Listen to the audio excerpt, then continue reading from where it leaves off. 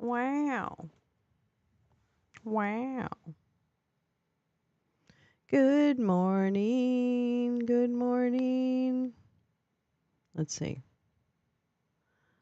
Well, there is that No Doubt song, right? Sunday morning, but I think they're a little appropriative, so I'm not really into that anymore. I mean, I have to say. Um, but good morning. I'm getting rid of let's move the idea. That was good for yesterday, but we're gonna just take that away. In fact, we're even gonna take Matt away. We're gonna take that away. We're just gonna have a nice, calm. What is it? Tuesday? Tuesday. We're just gonna have a nice, calm Tuesday. I'm gonna be honest with you. I thought it was Wednesday. When I woke up, I'm like, oh, it's Wednesday. Well, actually, what I said was, oh, what day is it? Hi, Neil. Hi, GP. Good evening, I'm sure, or middle of the night, my love. Hi, Carrie. How are you? Good morning. Good morning. Good morning. Good morning. Good morning, my friends. I hope you're good today. I had a good Monday. I had an okay Monday, actually. I mean, I had a good Monday. Let's see. Oh, I washed my dog. I gave my dog a bath. That was really cool. He loved it. I do have to clip his nails, but I'll have to do that today after the show. I'll do that. I always seem to be the first to arrive to school. Well, you know what? I love that about you. Do you know how much it means that people stop in here and say hello? Do you understand how much that means? That means a lot. So I don't ever discount being here. So I'm delighted to see your name pop up.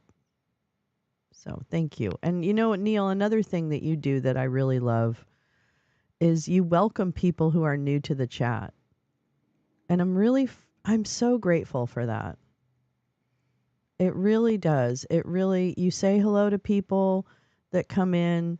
You see people, you notice them. And then when new people come in, you're just like, hey, welcome. And I just really appreciate that.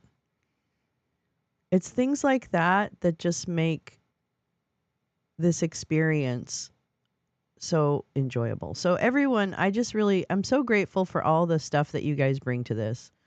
I was thinking that last night. Oh, I was thinking that last night as I was on the space. I'm like, man, I'm so grateful for this group. I wonder if I say hello too much and if I miss someone, if they take offense. Oh, I know, Neil. I cannot imagine. Oh, really? Yeah, there's a lot of that going around, isn't there, GP? I'm so sorry. I'm sorry that there's even a need to report people. You know what I mean? I don't know. It's just it's an uphill battle. It's an uphill battle. Apparently, Jim and Gal must be, or Jim and 5GW must be saying things that are really, really scary to some people. um, yeah, Carrie, forgive me. You had said that. I'm dealing with anger today, and I wanted to come back to you. Thank you, Neil, for noticing. Um, tell what's going down, girl. What do we got? Who do I have? Whose ass do I have to kick? Because I will. I will. I saw screenshots of your account too, Lolo. I reported them all. Yeah, I know. I know. I know. Yeah. Yeah. The fat pictures will come out soon. Let's see. My name will come out soon. Like all that stuff. It happened on Twitter. So it's happening on Blue Sky. So Blue Sky is not the perfect, land of milk and honey that we all have been told. It's because I used to be a copy editor. Can't let any word slip by in case it's misspelled. That's so good, Neil. Hey, Neil, did you ever have that thing where you read documents backwards in order to find typos? Sorry, it's Garland and Joe for picking him and SCOTUS. Let me tell you, Carrie, my anger is right with you. My anger about Garland and the whole thing, I am right there with you, girl, and we will talk about that today, I'm sure, at length. We have a lot of stuff to go through today. Plus, I'm sure there might be something happening. Well, I guess there's not really because it's that week. Stunted emotional maturity. Oh my God, that's like the perfect encapsulation, GP, of what is being dealt with. I really can't. Honestly, the amount of energy put into harassing and defaming Jim is just beyond my comprehension. It really is. After these many years and knowing Jim and basically talking to Jim via DMs or whatever almost every day for like 3 years. I think I know him better than the assholes do, for sure. And it's nothing they say is right. So just saying that. I mean, and if anyone has a question, I'm sure you can go to Jim, but it's bullshit. It's all bullshit, and that means that Jim's over the target as far as I'm concerned, and that's what I'm going with. And I guess I'm over a target too. I don't know what target it is because I'm trying to hit the comedy target and the sex appeal target. Yes, I'm trying to be an e-girl. At the ripe old age of 60, I'm an e-granny. I want to be an e-granny. I'm going to be an e-granny and I'm going to spank you. And I might get in the hot tub, but I'm afraid of slipping. And if I wear a bikini, it might scare the wee ones. We went to their vestibule. Looks for backward. But it's supposed to be we went to their festival.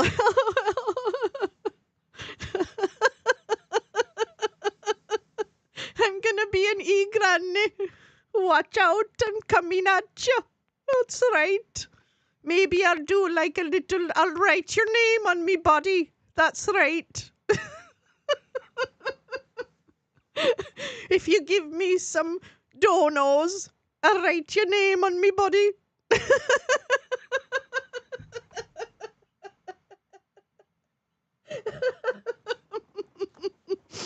Oh shit. Anyway, I've missed so much. Okay. Easily distracted. Good morning, my darling love. I'm so sorry. I didn't say hello to you, sweetheart. Good morning. Oh, yeah, X-rated E-Granny. That's right. Come, come, come for the titties, stay for the tea.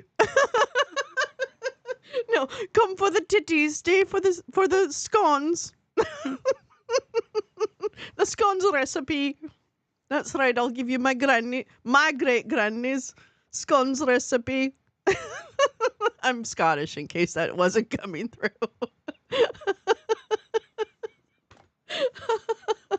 Oh, that's a good laugh. Oh my God, that's a good laugh. Thank you for that. Thank you for that very much. I messaged you on TikTok. Come for the titties, stay for the witties. That's it, Neil. That's it. Come for the titties, stay for the witties. Oh no, that's a new character. That's a new character, everybody. E-Granny's a new character. Easily. Can you even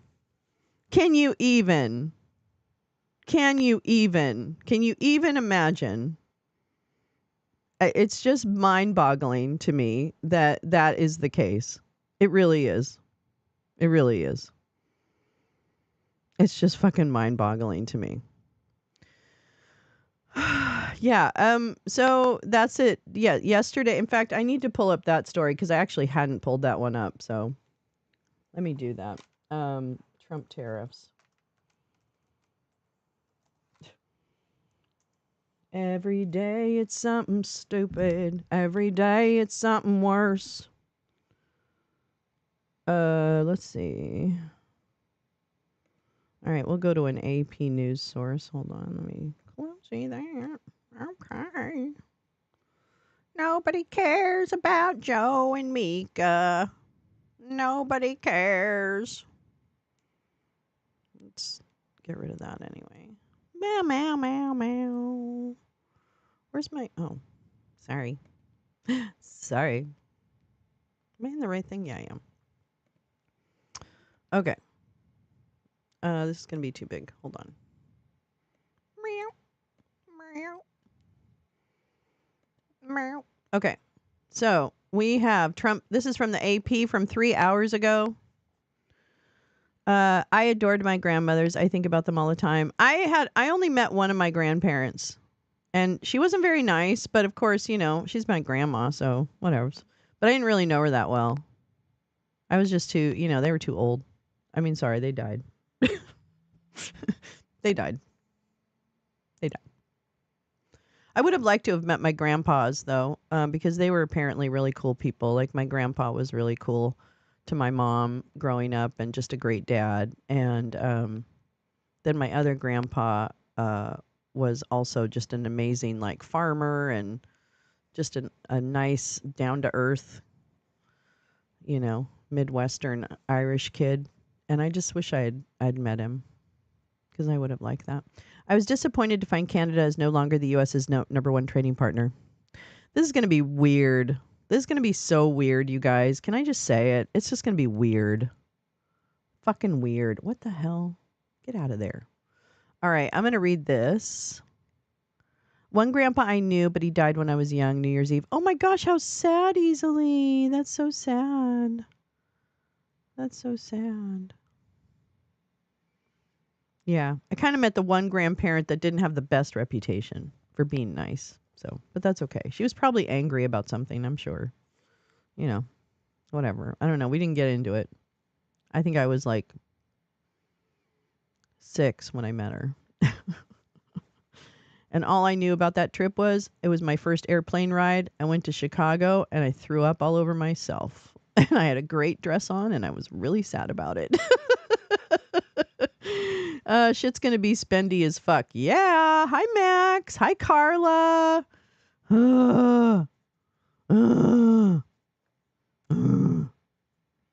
I also have a live shot of the New York court holding hearing over Giuliani's case of property handover to Shay Moss and Ruby Freeman. Why 25% on Canada and Mexico and 10% on China? Is that what it said? Okay, wait, I got to read this. Because we don't like Justin Trudeau. Because he insulted us once. That's literally probably what it is, Neil. I just wonder, isn't there any of the economic guys around him saying, hey, this is a really bad idea? I mean, there's no one around him saying, hey, maybe this isn't the best idea. Really? That's crazy. All right. Here we go. Again, this is from the AP for 3 hours ago. And you know, this is the thing. He's going to say these things, and he may indeed do that. But he's also saying things. Okay, so just there's a lot of time between now and the time that he takes power. So we need to make sure we remind ourselves that part of this is trying to distract us. I think Elon already is FLOTUS. Elania. I think someone called him Elania. He's just causing outrage. You're absolutely right, Carrie. He's trying to scare people. He's trying to throw his one shriveled ball around. I don't know that for sure, but I would imagine. And he's just trying. That's what I think. And I think his handlers are letting him do it because it achieves the desired effect, which is discomfort and further division. Okay, so that's where we're at right now. That's where we're at. So I take all of this with a grain of salt. Great to know it, and it will... See, the problem is with tariffs, as we learned from our beautiful Lee, our gorgeous, wonderful friend Lee, who works in trade. I would like to know what Joe's doing. I know he pardoned a turkey, so there's that. Wait, what was I saying? Oh, shoot. I can't remember. He renegotiated NAFTA 4 years ago, and now this. Is it even legal within that? Right. And who will ever trust any negotiation? I kind of think that horse left the barn. Don't you think, Max? Like, oh, two turkeys. Two turkeys. Fucketeer lad. The fucketeer lad. Um, oh God. Okay. All right. I'm going to read this, but I really think it's important to take it with oops. Oh, I know. That's kind of what the problem was. It's important to take it with a grain of salt. So Trump's one ball would look like a kumquat and not a very attractive one. Kind of bruised and diseased. Yeah. All right. This is again from the AP. President-elect Donald Blup. I'm going to call him Blup. I'm going to do that. I'm going to call him Blup. President-elect Donald Lump threatened to impose sweeping new tariffs on Mexico, Canada, and China as soon as he takes office as part of his effort to crack down on illegal immigration and drugs. He said he would impose a 25% tax on all products entering the country from Canada and Mexico and an additional 10% tariff on goods from China as one of his first executive orders. Does he not realize that that's like, that's what I was saying. Is there not one economic brain around him who has any sway who's saying, this is not a great idea, sir, with tears in their eyes? Is that what it is? Yeah. Okay. So Neil says, Max, from what I read, the proposed tariffs are illegal under the current USMCA. Right. Oh, Canada. The tariffs, if implemented, could dramatically raise prices for American consumers on everything from gas to automobiles to agricultural products, aka food. Food. The U.S. is the largest importer of goods in the world. That's right. We depend on imports. With Mexico, China, and Canada is top 3 suppliers. He's going to push us into a recession. This is a death march. This is a death march for the U.S. economy. So that they can look at it and say, see, it doesn't work. Because I have a feeling they don't really care about trading with anybody, frankly. I don't know why, but I feel like that's it. Putin. Oil makes up a huger amount of U.S. imports from Canada. If America thought gas prices are high now, just what? Yeah. Neil. Right. So again, this is why I'm like, where's the one person who's saying to him, hey, boss, I know, I get it. We're kind of like being blustery and all that. But that's not going to work. And I just don't know where that guy or gal is. Yeah. Yikes. Trump made the threats yesterday, in a pair of posts on his Truth Social site in which he railed against an influx of illegal migrants, even though southern border apprehensions have been hovering near 4-year lows. Okay, let me tell you this again. I'm going to say this until everybody walks away and says, you're an idiot and we don't like you. And that'll be fine because you know what? I'm still going to be right. The reason that we lost this election was driven by disinformation and the mind fucking that the right wing embarked upon worked. They moved the window of what is acceptable, and now there's no one to speak against what they do.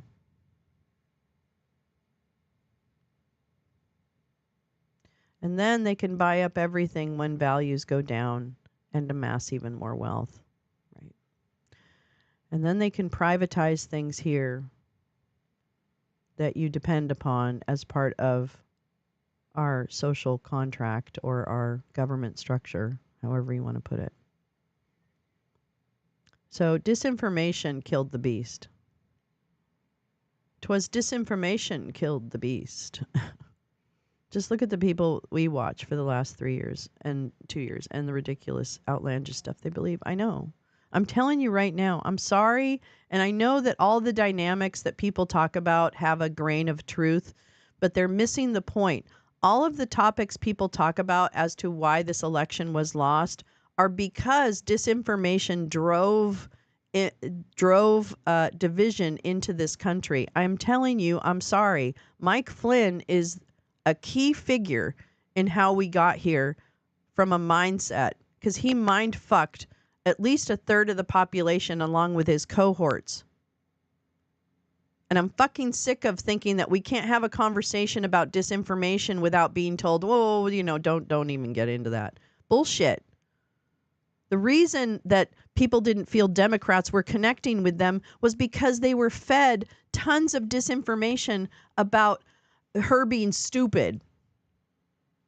So that it was an easy choice to not vote for the black lady because, number one, we're probably racist. There's that. But if that was not holding us back, then the disinformation about who she was or who the Democrats are or whatever, or what has or has not happened in the last 3 years, that's the part, that's the gap that they filled with lies, and there was no one there to counter them. Because Lindsey Graham and Kevin McCarthy and the rest of them stood up on January 7th, 8th, or 11th, or 13th in 2021 and said, well, I think, we should move on. And they agreed with the lie, and they've pushed that same set of lies so that the chuds, the people who are out there buying this crap, they literally look up at their screens and everybody, including the people they voted for or didn't or think they voted for or whatever, those people are spouting the same lies. Well, it must be true. Yeah, right? Kids going to school one gender, coming home another. We eat babies. The list goes on. It worked, you guys, because we were like super sensitive about talking about disinformation. And guess what? That also was part of an operation to suppress liberal and left-leaning voices. So I have bad news, because even that part was engineered on social media. And Jim is living proof of that.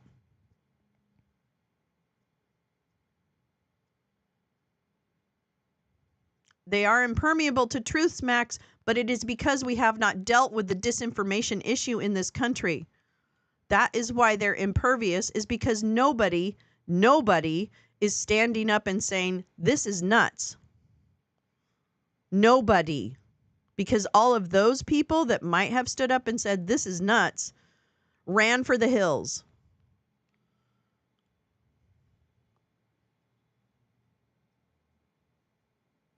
Yeah, you can't. Well, it's not even beating the biggest lie machine. Can we just acknowledge that the lie machine exists and talk about that incessantly so that there's so much daylight on it that it is impossible for elected officials to stand there and parrot lies? Oh, vile Michael Schellenberger has come to Australia. He is a horrible person. He's horrible. Badger, did you see John Ivison defending Trudeau from people blaming him for the tariffs? Ivison has been sowing hatred against Trudeau for years, but now he runs to his aid. That's interesting. Maybe he's had enough. All right. So yeah, disinformation. I'm sorry. Media literacy is a key issue. It doesn't have to be the issue, but it sure as fuck better be talked about. And I'm sick of navel gazing. Stop looking at your goddamn navels, Democrats. You didn't do anything wrong. You didn't do anything wrong, because the policies that we've been talking about, if people had listened to that, do lift all boats. Do address the issues that people are concerned about. So that's either willful ignorance or complicity. Paulina, good morning, my darling. You came in and I missed you. Good morning, good morning, good morning. Anyway, all right, sorry. I know I've got a lot to go through today too, so strap in because there's a lot. I know easily. I know. Since Newt. I know easily. I know, girl. I'm telling you. I get it. John Ivison is a very right-wing columnist here in Canada, very anti-Trudeau, also a Scottish immigrant. Well, get the fuck back to Scotland. No, I'm kidding. Like good cop, bad cop from the same crazy person. He'll be back on the attack in a bit, probably. Interesting change, though, over that. I guess maybe he's one of the people who is like, no. Well, good morning, good morning, good morning. All right. On January 20th, this is his quote from yesterday on Truth Social. As one of my many first executive orders, this is so childish. I will sign all necessary documents to charge Mexico and Canada a 25% tariff on all products coming into the United States and its ridiculous open borders, which are not open. He wrote, complaining that thousands of people are pouring through Mexico and Canada. Are they? Are they coming from Canada? Wow, that's circuitous. Okay, you talk about a circuitous route. I mean, really, unless they're coming from like Russia. Who are the people that are making their way to Canada in order to get to the United States? Wouldn't you just stay in Canada? It's pretty much the same thing. In fact, it's a little bit better. I mean, if you think about it. Even though violent crime is down from pandemic highs. That's right. That's right. Crime is down. Sorry. Those are numbers. All right. MAGA in Canada is getting very strong. I know, Paulina. Man, it sure is. You are so right about that. The literacy issue is also a big reason those people can't be reached. 54% under 6th grade level with a 3rd grade comprehensive level. That's incredible, Max. 54%. Oh, God, we have to change our education system. Neil, I shouldn't say this, but it pisses me off when I hear some Scot telling me how to vote and that my Canadian Prime Minister is an incompetent dilettante. Yeah, I can understand that. Like, number one, dude, nobody understands your accent. Laddie. I'm sorry, I'm making fun of Scottish people. I didn't mean that. Let's see. GP, I like him too. Decent policies considered the world's most progressive leader. I wonder why they hate him. Yeah, exactly. I sounded the alarm about Bush presidency letting us get attacked before he was elected. Now Trump, but no one wants to listen and I'm nuts. I know easily. You're not nuts, first of all. Never, I'm not. Don't say that about my friend. Yeah, I don't really wonder. 76% of fruits and vegetables come from Mexico. Get ready to pay $10 for a fucking avocado. The prices are already going up. The prices are already going up in my area. Good morning, Iguana Sana. Oh, I missed you so much. I miss you. I miss you. I miss you. We do need a Zoom, by the way. We need to schedule a Zoom. We do. I can't wait to make a $50 house salad. Hey, USA, USA. And I have Scottish ancestors. Me too. Oh, I miss you so much. Yeah. Okay, so let's see. That is all right. So we read that. Oh, the new tariffs would remain in place. Quote, here we go. This is his real professional approach. Thank goodness my son is union in the supermarket. Oh, thank goodness. He said the new tariffs would remain in place, quote, until such time as drugs, in particular fentanyl, and illegal aliens stop this invasion of our country. Both Mexico and Canada have the absolute right and power to easily solve this long simmering problem. What? We hereby demand that they use this power. And until such time that they do, it's time for them to pay a very big price. And by them paying a very big price, I mean Americans. Never. A senior Canadian government official said Prime Minister Trudeau and Trump spoke after his posts. The two spoke about the border and trade and had a good conversation, the official said. The official was not authorized to speak publicly about the matter. Trump also turned his ire on China, saying he has had many talks with China about the massive amount of drugs, in particular fentanyl, being sent to the United States, but to no avail. Until such time as they stop, we will be charging China an additional 10% tariff above any additional tariffs on all of their many products coming into the United States of America. The Chinese embassy in Washington cautioned on Monday that there will be losers on all sides if there's a trade war. I know it's not going to impact anything except for our lives. China-U.S. economic and trade cooperation is mutually beneficial in nature, embassy spokesman Ling Pengyu posted on X. No one will win a trade war or a tariff war. He added that China had taken steps in the last year to help stem drug trafficking. It's unclear whether Trump will actually go through with the threats or if he's using them as a negotiating tactic before he returns to the White House in the new year. Trump's nominee for Treasury, Scott Bessent, who, if confirmed, would be one of several officials responsible for imposing tariffs on other countries, has on several occasions said tariffs are a means of negotiation.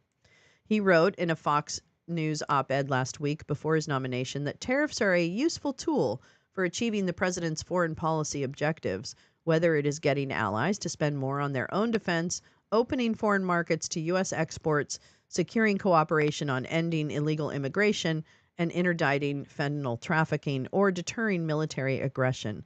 Tariffs can play a central role. Trump won the election in large part, never mind, but his threatened over inflation, but his threatened tariffs pose the risk of pushing prices even higher for food, autos, and other goods, like everything. If inflationary pressures increase, the Federal Reserve might need to keep its benchmark interest rates higher. Trump's threats come as arrests for illegal crossing the border from Mexico have been falling. The most recent U.S. numbers for October show arrests remain near 4-year lows, with U.S. Border Patrol making 56,530 arrests in October, less than one-third of the tally from October last year.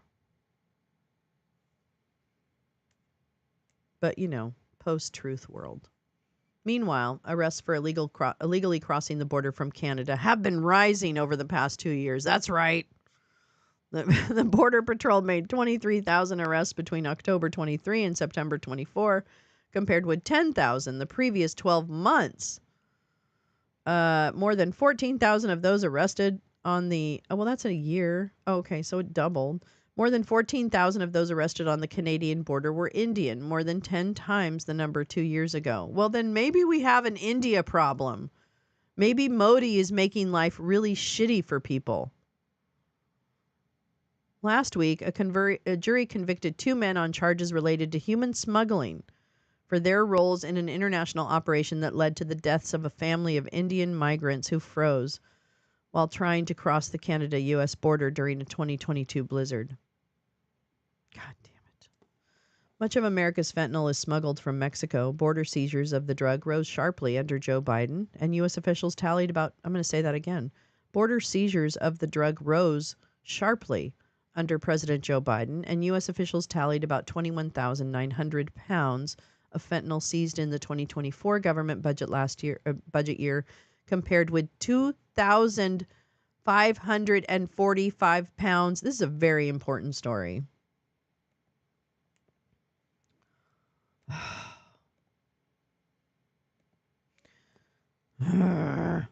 Compared with the officials in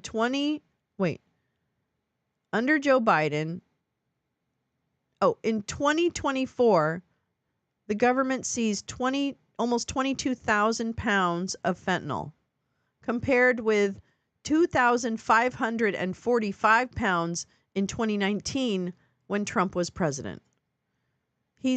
Modi is a dick, all right? Modi's a fucking despot. That's it. And I know that. I know it from when he came into power and he started shutting down all the anti-trafficking and other operations that were inside the country. I know Modi's a fucking dick. The fucking fascist. I hate Modi. Cash's parents are BFF. Really? That's interesting. I didn't know that. That's interesting. Much of America's fentanyl. Oh, that's right. We just read that. If Trump were to move forward with the threatened tariffs, the new taxes would pose an enormous challenge for the economies of Canada and Mexico in particular. The Canadian dollar weakened sharply in foreign exchange markets immediately following Trump's post. This is it, folks. Guess what? Guess what you voted in? Guess what you voted in? Global instability. Congratulations. Good job, everybody. Or if you sat it out, or if you voted for someone else to stick it to the man, good job. Good job. I think I don't know. Okay, I'm not going to talk about it. I'm still a little bit suspect of some voter suppression, but I don't know. We had an interesting conversation last night on the space about it. During Trump's first term, his move to renegotiate the NAFTA and reports that he was considering a 25% tariff on the Canadian auto sector were considered an existential threat in Canada. Canada is one of the most trade-dependent countries in the world, and 75% of exports, 75% of Canada's exports go to the U.S. Wow. Modi and Harper. Yeah, right. Wait, Badger, guns cross into Canada. I would imagine. Let me see. Justin Trudeau has faced a host of problems and solved most of them. He's also made efforts to apologize to Inuit, First Nations, and other ethnicities for past wrongs. Maple MAGA hates that. They sure do. Even and I follow a woman who is Indigenous, or partially Indigenous, I guess. I don't know what the story is. And she is a freedom fighter in Canada and absolutely hates Trudeau. So there's a small segment, but I don't know. I think there are a lot of reasons people find their way into different politics, but I don't know. I don't want to get into that. It is disturbing. I miss the space because I need to sleep 20 hours a day now. I'm going to tell you, Badger, there are times, I'm going to admit it, over the last couple of weeks where I've literally just laid down and forced myself to take a nap because I just don't want to stay awake. I know, that's called depression, and I get it, but well, at least the FBI is investigating Trump picks, even though Trump refused to sign ethics, which he made law. Yeah, and we're going to read about that because you know how much I love myself some Boris Epstein. Hell yeah. Hell yeah. Okay, I'm going to finish this. We got so much to go through. Oh my gosh, you guys, we have so much. So much. So much. All right. The Canadian dollar weakened sharply in foreign exchange markets immediately following the post during Trump's first term. Blah, blah. Oh, that's right. Sorry. The tariffs would also throw into doubt the reliability of the 2020 trade deal brokered in large part by Trump with Canada and Mexico, the USMCA, which replaced NAFTA and is up for review in 2026. I know, I just want to sleep all day too. Melania likes Justin. I mean, really, who doesn't? It's unclear from Trump's social media post how he would legally apply tariff hikes on those two pivotal U.S. trade partners, but the 2020 deals allows for national security exceptions. What? Okay. Trump transition team officials did not immediately respond to questions about what authority he would use, what he would need to see to prevent the tariffs from being implemented, and how they would impact prices in the U.S. When Trump imposed higher tariffs during his first term, other countries responded with retaliatory tariffs of their own. Canada, for instance, announced billions of new duties in 2018 against the U.S. in a tit-for-tat response to new taxes on Canadian steel and aluminum. Many of the U.S. products were chosen for their political rather than economic impact. For example, Canada imports just $3 million worth of yogurt from the U.S. annually, and most of it comes from one plant in Wisconsin, the home state of then Republican House Speaker Paul Ryan. That product was hit with a 10% duty.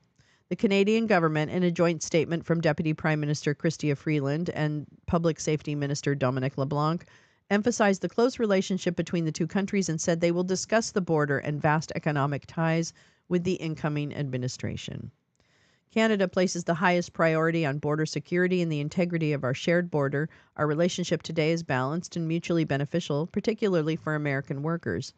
The statement read, Freeland, who chairs a special cabinet committee on Canada-U.S. relations to address concerns about another Trump presidency, has said the president-elect's promise to launch a mass deportation and concern that that could lead to an influx of migrants to Canada is a top focus for the committee. A second senior Canadian official had said before Trump's post that Canadian officials were expecting him to issue executive orders on trade and border as soon as he assumes office. The official was not authorized to speak publicly. Okay. Mexico's Foreign Relations Department and Economy Department also had no immediate reaction to Trump's statements. I follow her. Well, I don't follow her. No, this is a lower level freedom fighter. It's Queenie. I just keep an eye on what she's doing. She's not really doing anything activist, well, ever, but not recently. So she hasn't been doing anything. But I know about Karima. Yeah. Mexico's Foreign Relations Department. Okay. Last week, a senior Chinese commerce official said higher tariffs on Chinese exports would backfire by raising prices for consumers. Vice Commerce Minister Wang Shouwen also said China can manage the impact of such external shocks. Can they? All right. Well, that's good.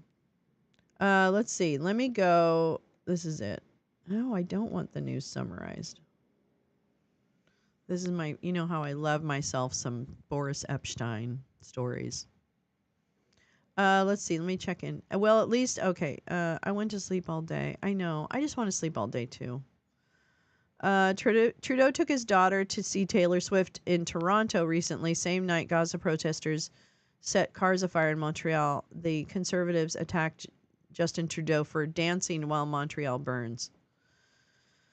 Yikes. I know. They're full of hate. You're so right, GP. I keep hoping something will keep Trump out of office. Maybe JD is a double agent.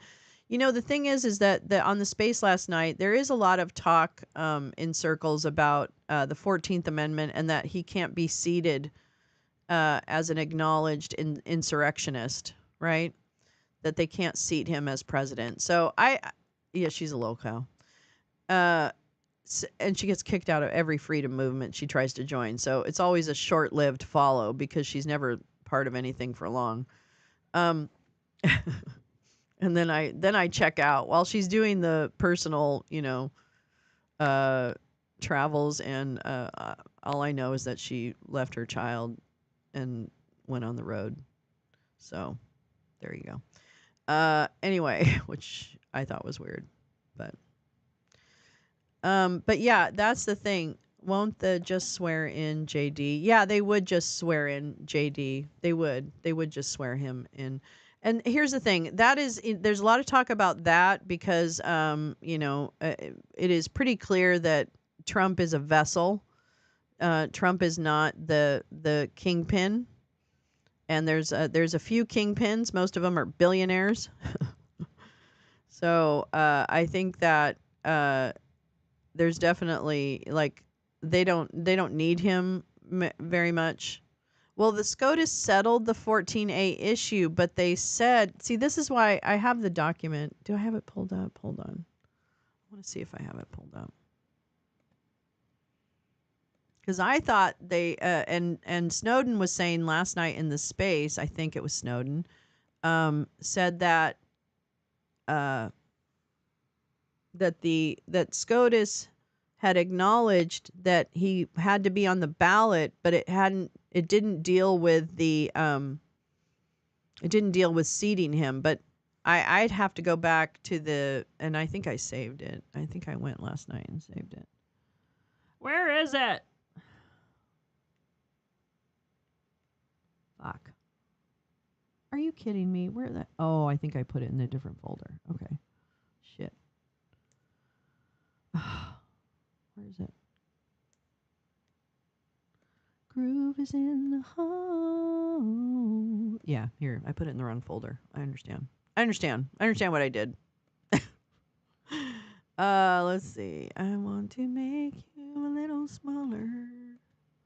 Oh, that's too small. Okay. So I'm going to go through this, and then I want to read let's go through the fucking Supreme Court opinion again.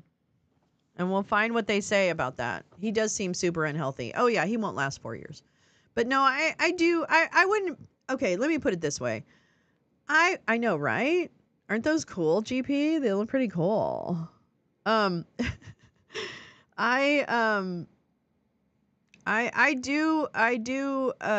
can see a world where Trump is either 25th amendmented or somehow is incapacitated to do his job and JD steps in. I can definitely see a world where that happens sooner rather than later. I don't know. Has anyone seen JD? I haven't seen him. So, I don't know. So there's definitely a world where I see, Trump is not really the ultimate fighter and, moves on or whatever. Because he just got what he wanted. His cases were dismissed.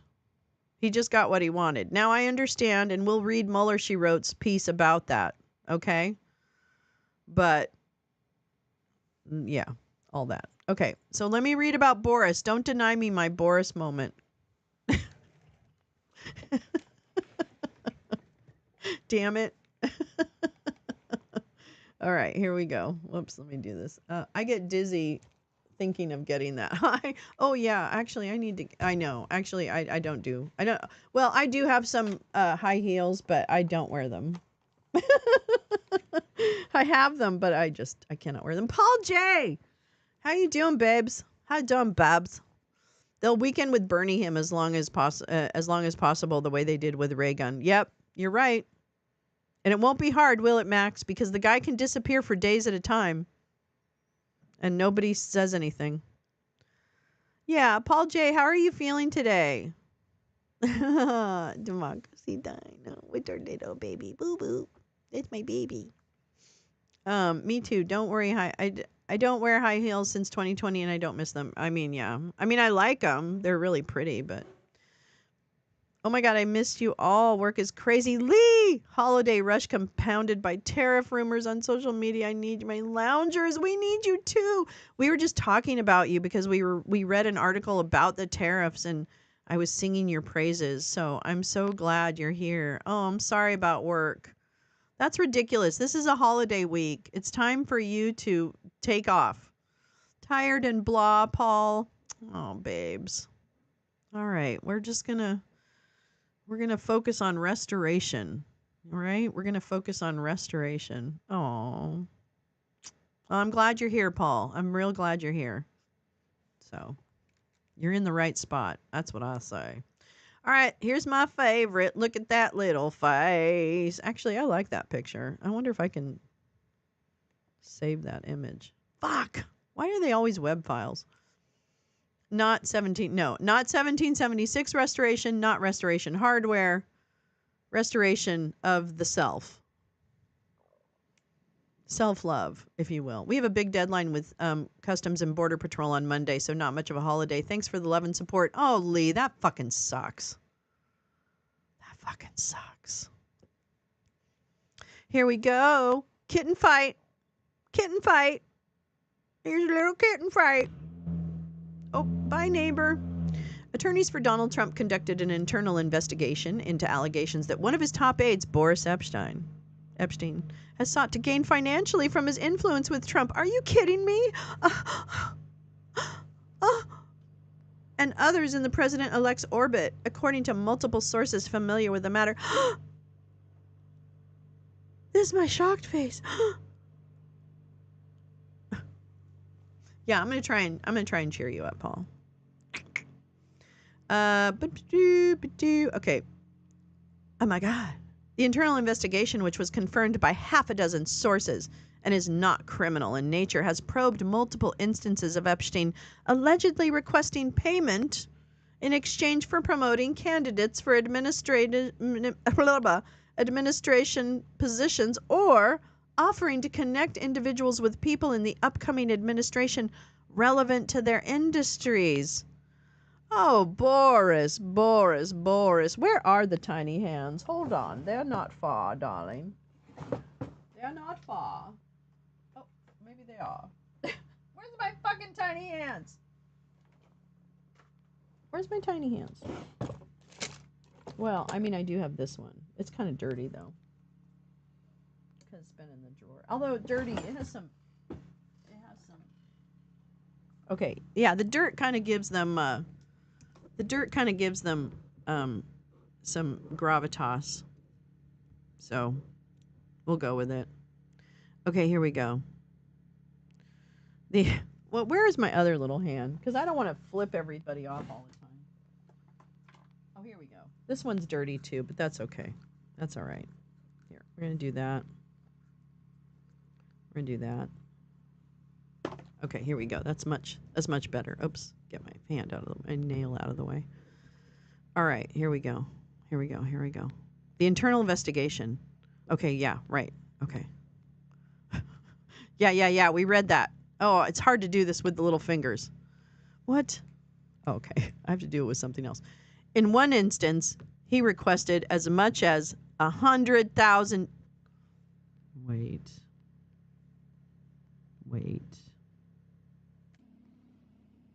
In one instance, he requested as much as $100,000. That's right. In exchange for his services, according to sources familiar with the matter. No, it's a kitten fight. Musk is after him. Musk doesn't like Boris. Epstein's alleged activities prompted those looking into the matter to make an initial recommendation that Epstein should be removed from Trump's proximity and that he should not be employed or paid by Trump entities, according to two sources. Almost left hand and almost right hand. All right, as of Monday afternoon, it does not appear that the transition team would heed that recommendation. That's right. They didn't. They just didn't do it. No. Boris said, "I'm honored to work for President Trump and with his team," Epstein said in a statement to CNN. "These fake claims are false and defamatory and will not distract us from making America great again." Oh, it's only just begun. Oh, this is the song I'm rewriting. It's only just begun to suck white men and demagogues.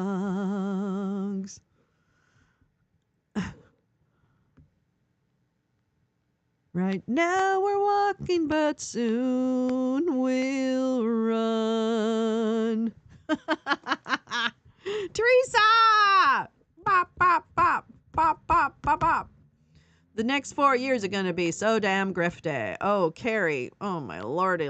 For some reason, the tiny hands remind me of my doll my sisters had called Little Bitty Bathtub. That's such a cute name. I love that. 1408, the movie. Is that what you mean? Room 1408 is a good movie. It freaked me out, but it's a good movie. Hi, Tom.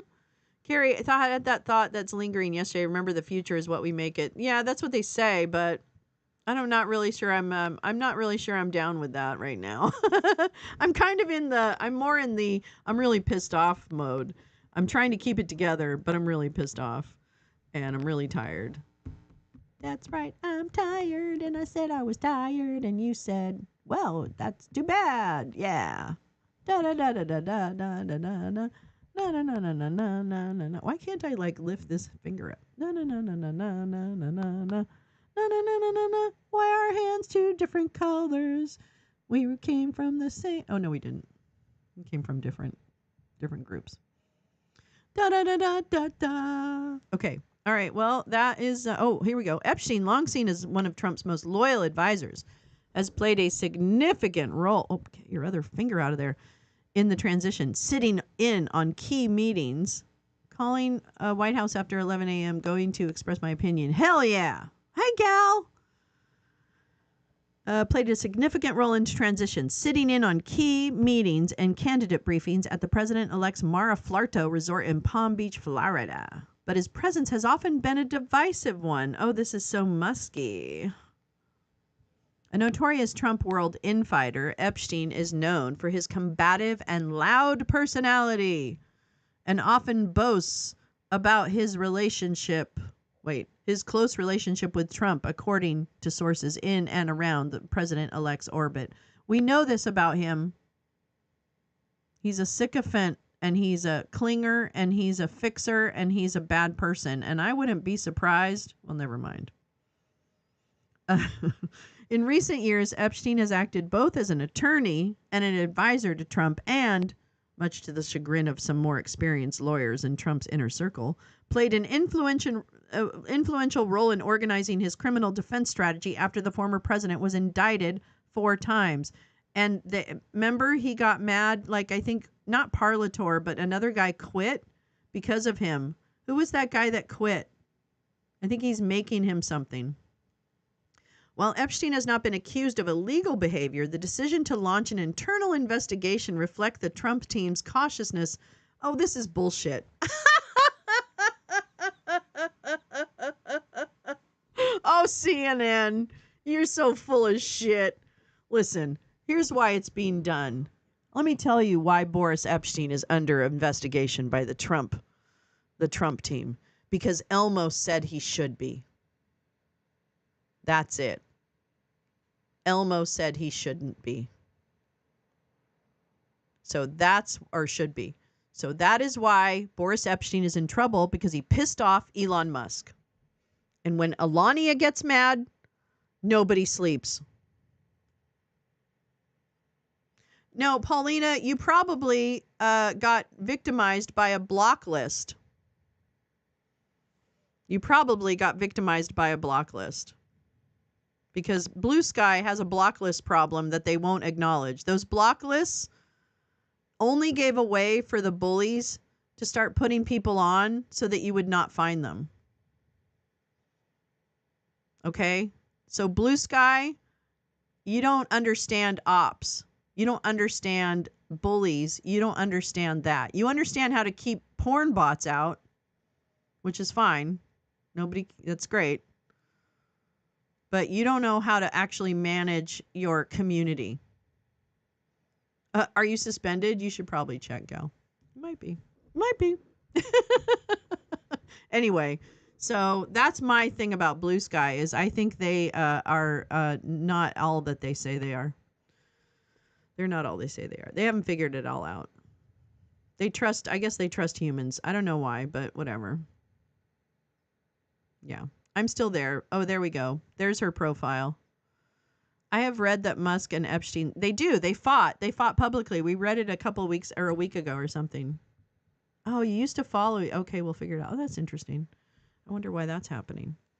Okay, blah, blah, blah, blah, blah, as unsavory. Yeah, that's the biggest stupid piece of shit. As is standard practice, we're moving. Okay, actually, you get the point. All right, you get the point. The point is that Elon Musk does not like Boris Epstein, and he just rolled a 20 in D&D and had a critical success in wounding Boris Epstein. That's what you just saw. So watch this space, because I think that one is going to be good. This little kitten fight is going to be worth watching. It's going to be worth the price of admission. So let's watch. All right, that's great. All right, I want to, let's see, what am I going to go to next? I'm going to go to this Supreme Court decision. I really, I hope I can figure this out. I'm not really sure I can, but we'll try. All right, groove is in the home. Oh, fuck you. I fucking hate. I just want a PDF. I don't need your goddamn fucking bullshit Adobe shit. Fuck. All right, fuck this. I gotta just look for this. Hold on. Let me get my glasses.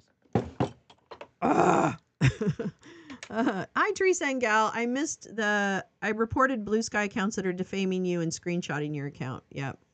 What are they defaming her on? Because no, don't tell me. Here's the thing. They don't have anything. Oh my God. People are so dumb. I just want to see a federal grand jury held under our constitutional. Okay. Under our constitutional structure of separated powers, the nature of presidential power entitles a former president to absolute immunity from criminal prosecution for actions within his conclusive. Oh, wait, this isn't the one I wanted, right? Where's the 14? Where's the Colorado? Hold on, that's the wrong one. That's a great one, and I love it, but that's not the one I wanted. I want Trump ballot Colorado. Rocky Mountain High in the Colorado. Wait, is this? That's not it. That's not it. Well, I could just read the NPR. Do they address it? I need the original. I need the original document.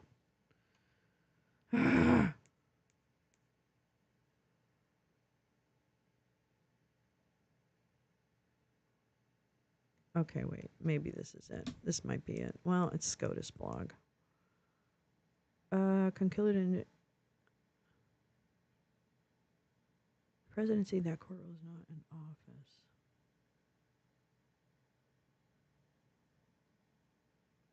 Okay, so here's something from yeah, we have a weird fan base.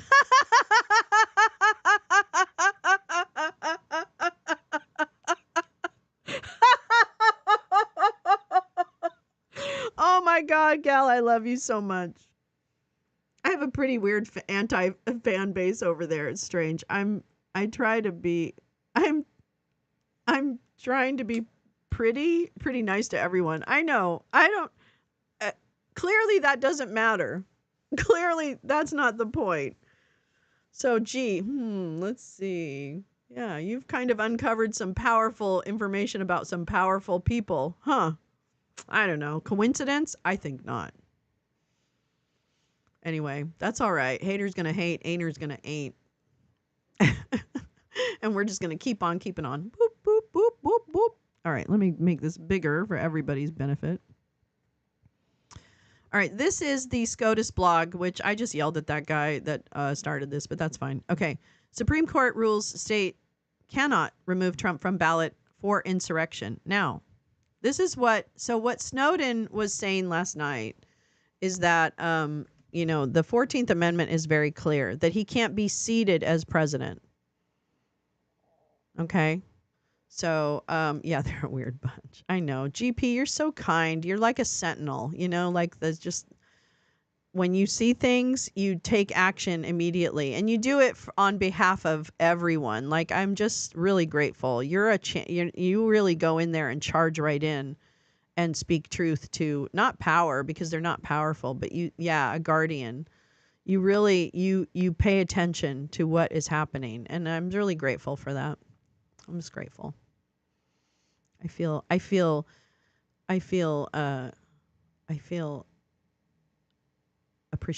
noticed or something. I don't know. I just appreciate you.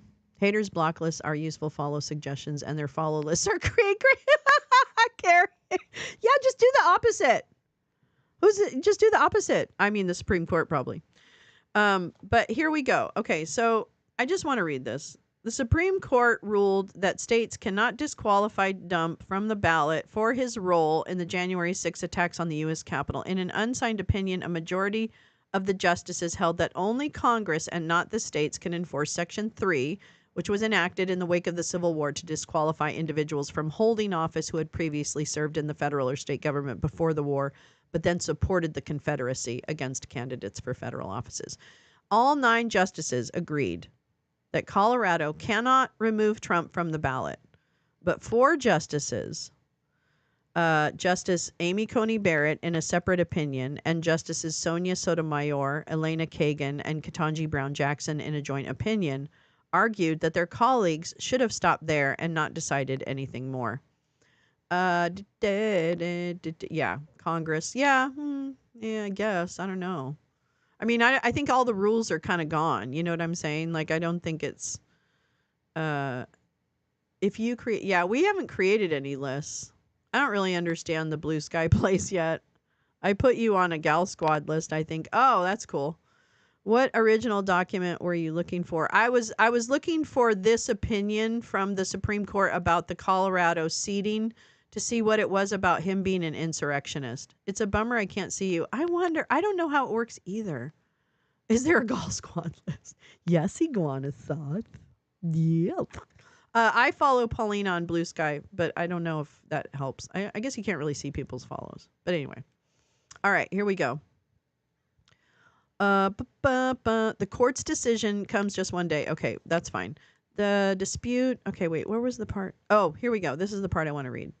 So the dispute leading to Monday's opinion began last year in a state court in Colorado. A group of voters in that state argued that Trump was ineligible to appear on the ballot under Section 3, which provides that no one shall be a senator or representative in Congress or elector of president and vice president or hold any office, civil or military, under the United States or under any state if that person had previously sworn as a member of Congress or as an officer of the United States to support the Constitution, but then engaged in insurrection or rebellion against the federal government.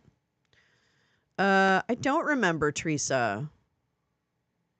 I don't remember that. I don't know who's going to stop him. I'm just kind of perusing these points that have been made. I don't actually have an opinion one way or another, because I think that there is plenty of ways to stop, or plenty of ways to put him in power.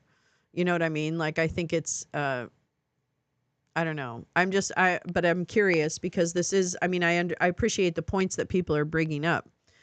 Let's see. A state trial court concluded that Trump had engaged in insurrection, but it rejected the voters' request to remove him from the ballot. The presidency, that court ruled, is not an office under the United States, and the president is not an officer of the United States.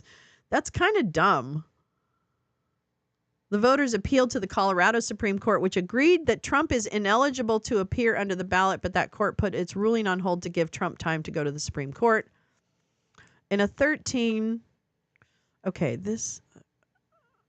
Oh, here we go. In a 13-page unsigned opinion released shortly after 10 a.m., the justices reversed the state Supreme Court's decision. The justices explained that the 14th Amendment was intended to expand the federal government's power at the state's expense. And in particular, they noted Section 3 was designed to help ensure an enduring union by preventing former Confederates from returning to power in the aftermath of the Civil War.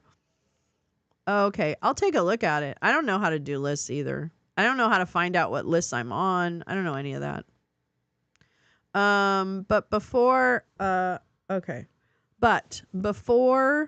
disqualifying someone under Section 3, the justices observed there must be a determination that the provision actually applies to that person, and Section 5 of the 14th Amendment gives the power to make that determination to Congress by authorizing it to pass appropriate legislation to enforce the 14th Amendment. Nothing in the 14th Amendment, the court stressed, gives the states power to enforce Section 3 against candidates for federal office, nor was there any history of states doing so in the years after. Moreover, the court added, allowing states to enforce Section 3 against candidates for federal office could create a variety of problems. Okay, that's fine, but I want to know about seating him.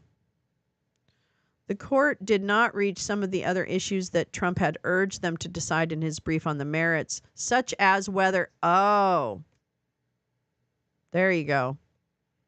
There's the rub. There's the rub. He's not they haven't held him to be an insurrectionist. Now, the state court in Colorado, I believe, did.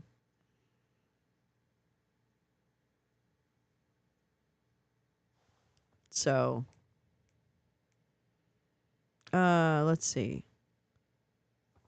We created chaotic, but the majority should not, in their view, have gone on to decide who can enforce Section 3 and how. By resolving many unsettled. And December 28th, Shanna Bell is ineligible here. All right. Well, that is not as I thought the Supreme Court. Well, I guess they didn't say one way or the other about him being an insurrectionist. So now the only opinion that stands is the state court. A state court opinion that he is an insurrectionist. Where does that go? Where does that lie now? Does that opinion stand that he's an insurrectionist and it just hasn't been answered by a higher court, whether he is or not?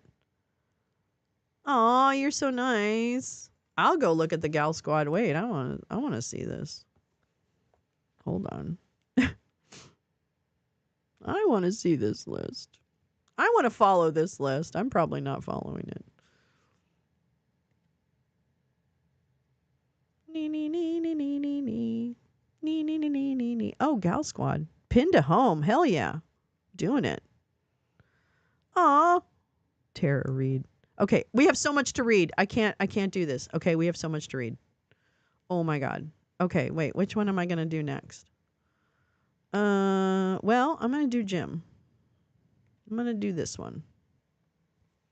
R.I.P. America. Can I be on the list? Wait, let me go back to the picture.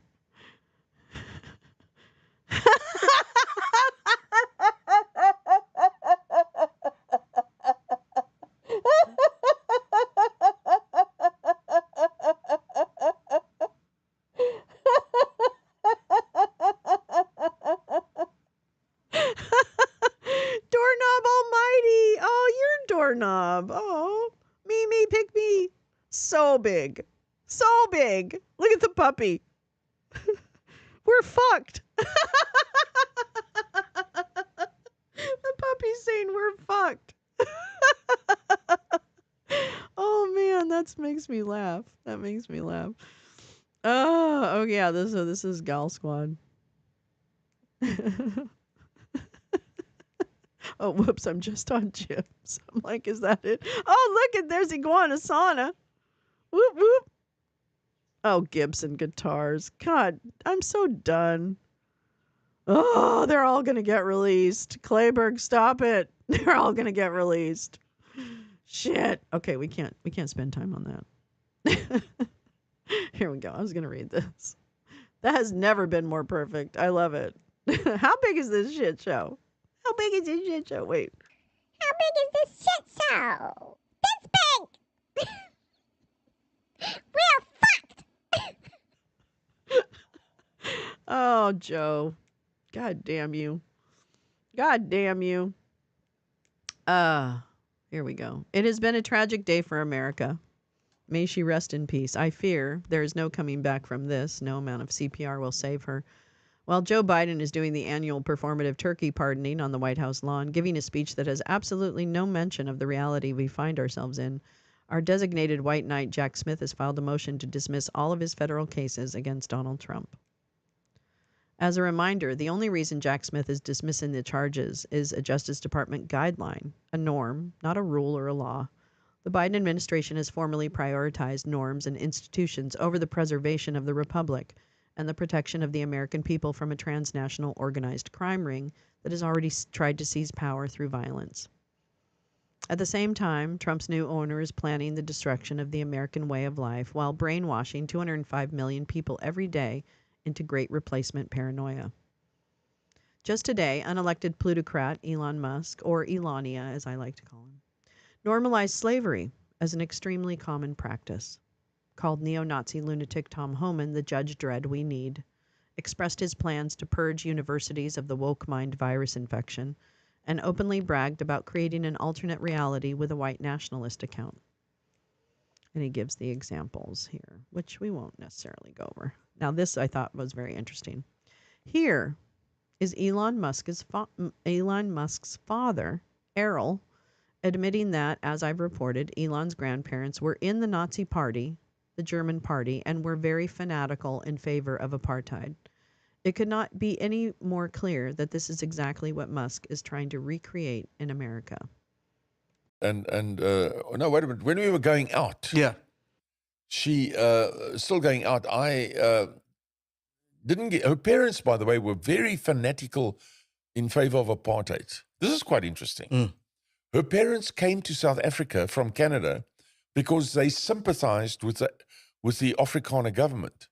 Okay. They used to support Hitler and all that sort of stuff. But they didn't know, obviously, I don't think they knew what the Germans, the Nazis were doing.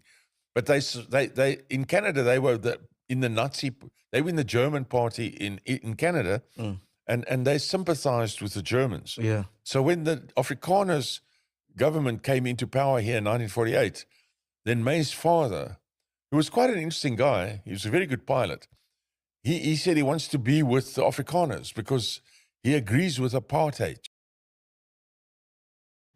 That was really powerful. I actually want to find that entire interview because I thought that was really interesting insight. I saw that footage of Musk's father and the Nazi mother recently. Very telling. Yeah, it's very telling. It's very telling. Let me make this a little bigger. Okay. Let's see. Unfortunately for all of us, there is very little to stop him from doing it. What was a psychological warfare attack from foreign enemies and domestic traitors will now be the official state reality of the United States. There's nowhere to run. Musk is already threatening to buy up any remaining non-MAGA media like MSNBC and is openly attacking anyone with the temerity to defend a free press. And this is Shibatoshi Nakamoto, Billy M2K. Fuck this whiny bitch. The reason people don't trust the media is because you motherfuckers have been lying and manipulating and grifting for years instead of actually being reporters. And Elon says, target. It's hit the target. Unfortunately, barring some deus ex machina in the next 2 months, we're all just watching America's funeral procession. There's no one coming to save us. We will need a popular uprising to get out of this. I wish I had better news. Oh.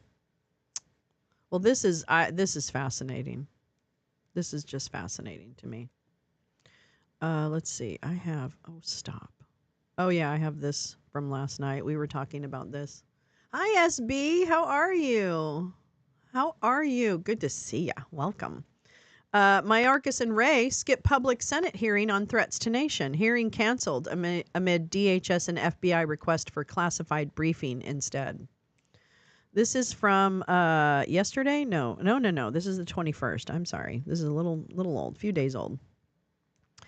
Secretary of Homeland Security Alejandro Mayorkas and FBI Director Christopher Wray declined to testify publicly at a Senate committee hearing on Thursday last week on threats to the nation, drawing a rare bipartisan rebuke from members who had to cancel it at the last minute. It was the second scuttled congressional hearing in as many days for Mayorkas and Wray, whose agencies said they offered to answer questions in detail in a classified briefing. The House Homeland Security Committee on Wednesday postponed their threats hearing after it had been scheduled to start and instead planned a classified version next month. Senate Homeland Security and Government Officials Chairman Gary Peters pulled no punches in condemning the high-ranking officials, even though one is a cabinet appointee and who cares, for a shocking departure from the tradition of public testimony at the annual hearing. Their choice not provide public testimony about their department's effort to address wide-ranging national security threats robs the American people of critical information and the opportunity for public accountability of what the federal government is doing to keep Americans safe, Peters said. Americans deserve transparent public answers about the threats we face. Senator Rand Paul of Kentucky, the top Republican on the panel, called it unacceptable that they didn't testify publicly. The American people deserve to hold these officials accountable for their actions under the Biden administration. Oh, boy, these are such catchphrases, you know? It was the first time in more than 15 years that the Secretary of Homeland Security and the FBI Director have refused to appear before the Homeland Security Committee for threats of hearing, Peters said. It's the first time. Oh, first time.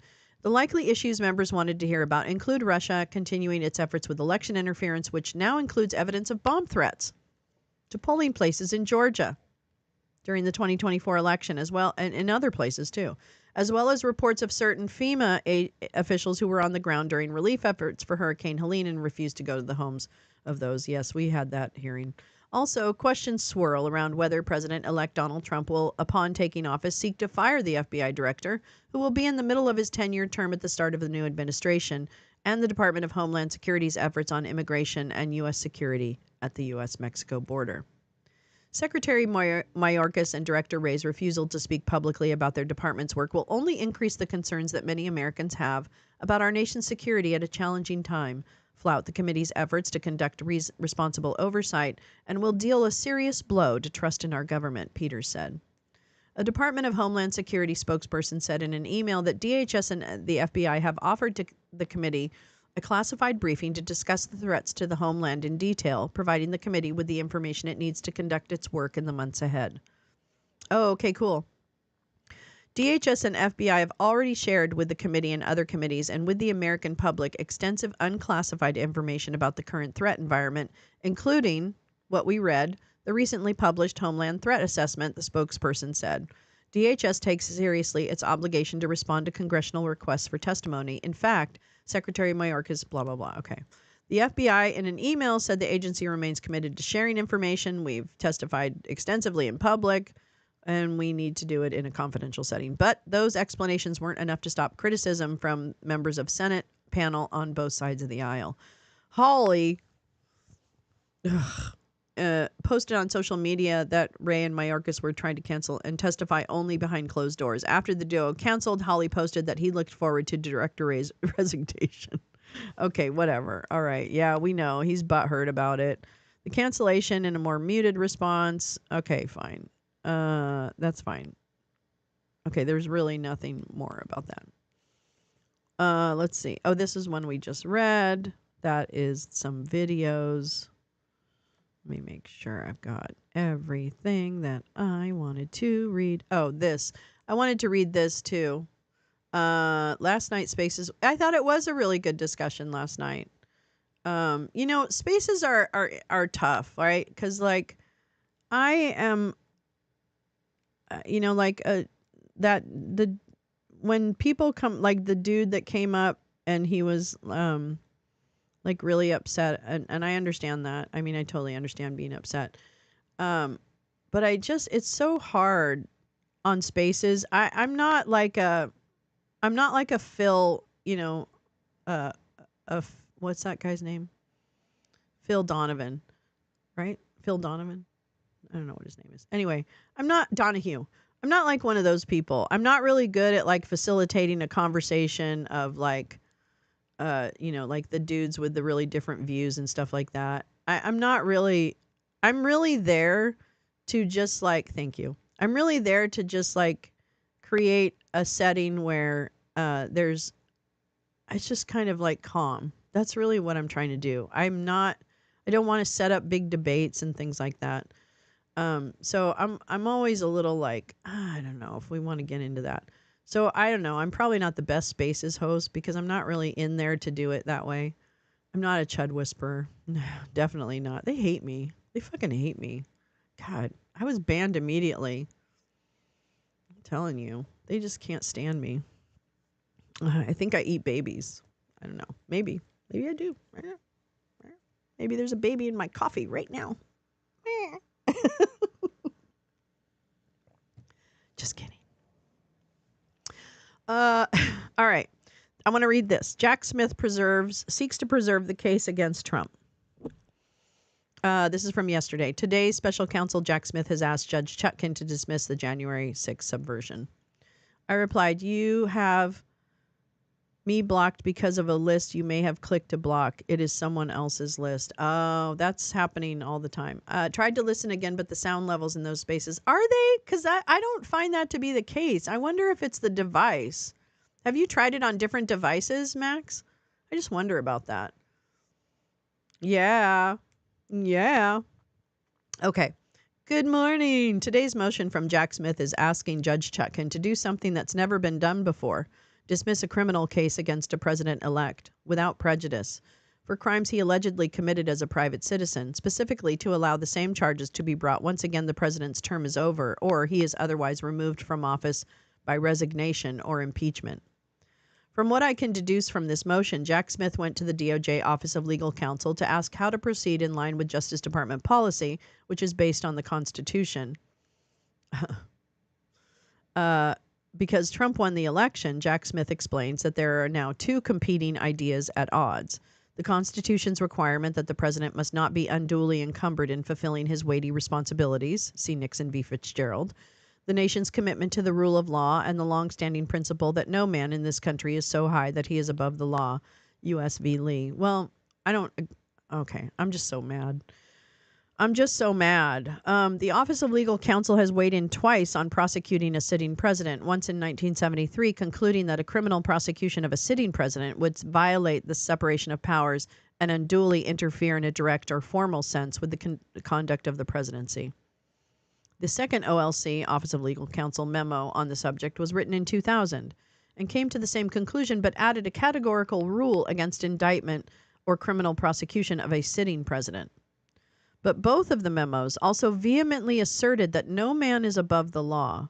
And to preserve that idea, even though a president can't be indicted or prosecuted while he's in office, the OLC noted that because a sitting president's immunity is temporary, extending only so far as his term in office, it would not subvert the important interest in maintaining the rule of law. So on one hand, no, you can't indict or prosecute a sitting president, but on the other hand, he's not above the law because his immunity is only temporary.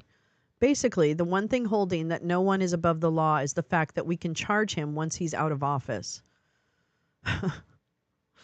This is fucking ridiculous. Something else in the 2000 OLC memo considered is whether the president's ability to do his job would be harmed by the mere pendency of an indictment against which he would need to defend himself after leaving office. Meaning, could you indict a sitting president, hold it in abeyance until he's out of office, and prosecute him then? Or would the mere thought of having to deal with a pending indictment against you violate the Constitution? After considering that possibility, the OLC decided that the Constitution would thus prohibit an indictment even if all subsequent proceedings were postponed until after the president left office. So no, you can't indict a sitting president, hold it in abeyance, and then pick it up after he leaves office. But what if you indict a private citizen who then becomes president? Neither of the OLC memos considered that possibility because what kind of country would elect someone who has been indicted? Surely that could never happen. Well, it has. So Jack Smith asked the OLC whether his case needs to be dismissed or if it can simply be held in abeyance until Trump is no longer immune from prosecution. Not immune like the Supreme Court immunity, but immune because he's a sitting president. The OLC says that indicting a sitting president and indicting a private citizen who is then elected president is the same thing. You can't do it. So the department's position is that Jack Smith must dismiss the case before Trump is inaugurated. He can't ask the court to hold it in abeyance. But Jack Smith says that since Trump's immunity from prosecution as a sitting president is temporary, the DOJ argues that the Constitution does not require a dismissal with prejudice, and he cites the 2000 OLC memo to back up his argument. Immunity from prosecution for a sitting president would not preclude such prosecution once the president's term is over or he is otherwise removed from office by resignation or impeachment. It's kind of confusing, but the DOJ has determined that they can't keep the indictment on ice because that would violate the Constitution, but they do not have to dismiss this case with prejudice because the immunity Trump is afforded as sitting president from prosecution is temporary. The DOJ is arguing that this case and these same charges can be brought again after Trump leaves office and are therefore asking Judge Chutkan to dismiss without prejudice. Jack Smith isn't saying he will bring the case again, but he argues pretty hard for the ability to do. So what about the statute of limitations? For these crimes, the statute of limitations is 5 years. How could you bring the charges again after his term expires?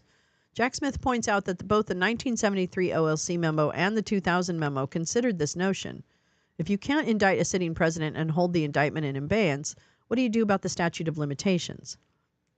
OLC recognized that the interest in avoiding a statute of limitations bar by securing an indictment during the presidency is a legitimate one, and noted the possibility that a court might equitably toll the statute of limitations to permit proceeding against the president once out of office. Could? Might? So if Judge Chutkan dismisses the charges without prejudice, my understanding is that the DOJ could bring the charges again after he's out of office. Trump would then file a motion to dismiss on statute of limitations grounds, and then it would need to be litigated as to whether his time in office was tolled. The dismissal of the case will also allow Jack Smith to write a report, which he must do per the special counsel regulations.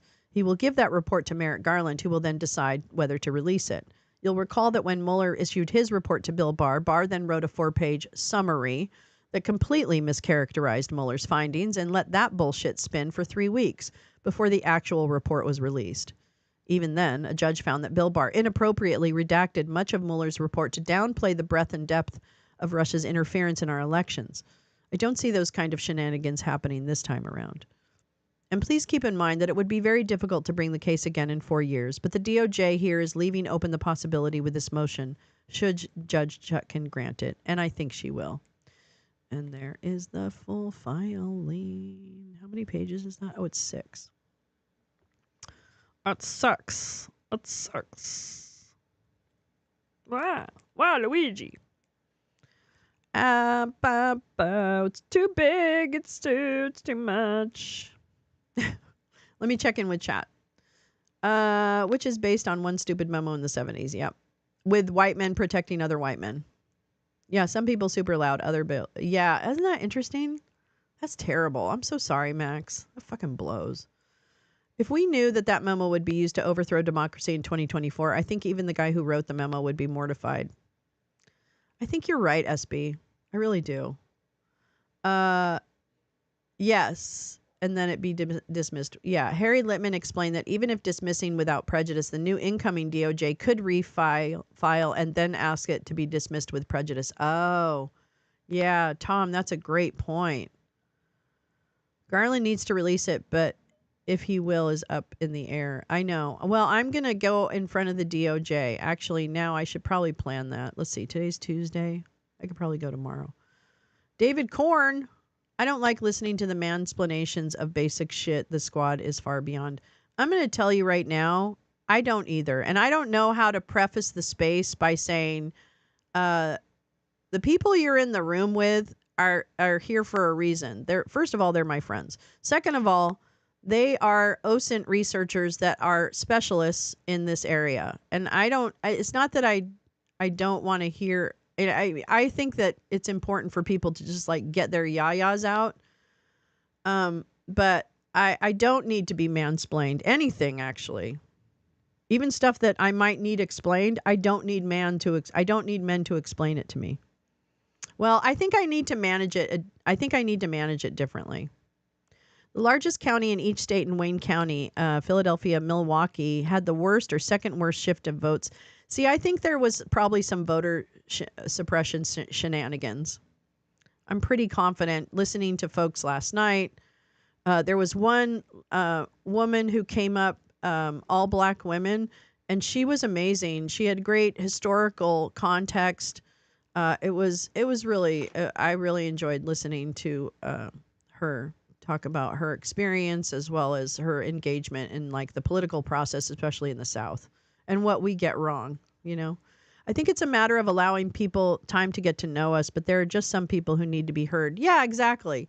So I tend to let people go. I probably, if we have a lot of people, I probably will go ahead and like time it out and maybe do a little ding or something and set the expectation just so that we can hear everybody. You know what I mean? Because people lose their train of thought, if they wait too long to speak and all that. Just mute assholes and continue.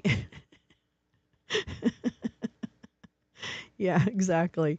And the other thing too is that again, like space is an interesting place, right? And I am not. I have no preconceived notions about being like a major spaces host. I'm merely getting us together. Exactly. People seem to be looking for a place to go, and I really do the space because I want to kind of just be with people in the beginning of the week. I don't have an agenda. I don't need to solve problems. We're not planning anything. That's not where we're organizing. You know what I mean? I'm not organizing in Twitter. There's no way in a space I'm going to fucking organize. Sorry, it's not going to happen. That if you want to organize in a space, you should hold your own space. Because I am not that girl. That's not where I'm going to organize. So you can go ahead and say what you want. You can say your opinion, but it has the same weight as everybody else's opinion in that room. No one was disruptive. It was just a lot of people last night. So there was a couple of dudes. They were fine. I mean, they were just men explaining things that didn't need to be explained. Although I think of it as the people who are listening who may or may not know. And again, I do really value that people should have a place to, like a town square. You know what I mean? So I'm okay with that. I'm just not going to like necessarily be the expert to counteract them or anything like that. You know what I mean? And I'm not into debating. I am not into debating. I'm just not. I'm not a debater. Not here for it. Nope. I'm not your girl. There's other spaces for that, and you can find them, but they are not mine. Okay, wait. I need to go to. There's so much happening. Oh, fucking hate I hate Twitter. All right, new. David Korn. In the latest issue of my Rland newsletter, I examine the interaction between voter ignorance and media fragmentation. Spoiler, it's not good news for democracy. God damn it. David. This is great. What a waste of white space here. Come on. You're reading our promotional version of Rland, and we hope you enjoy it. Yes. Oh, thanks. Thanks for the privilege.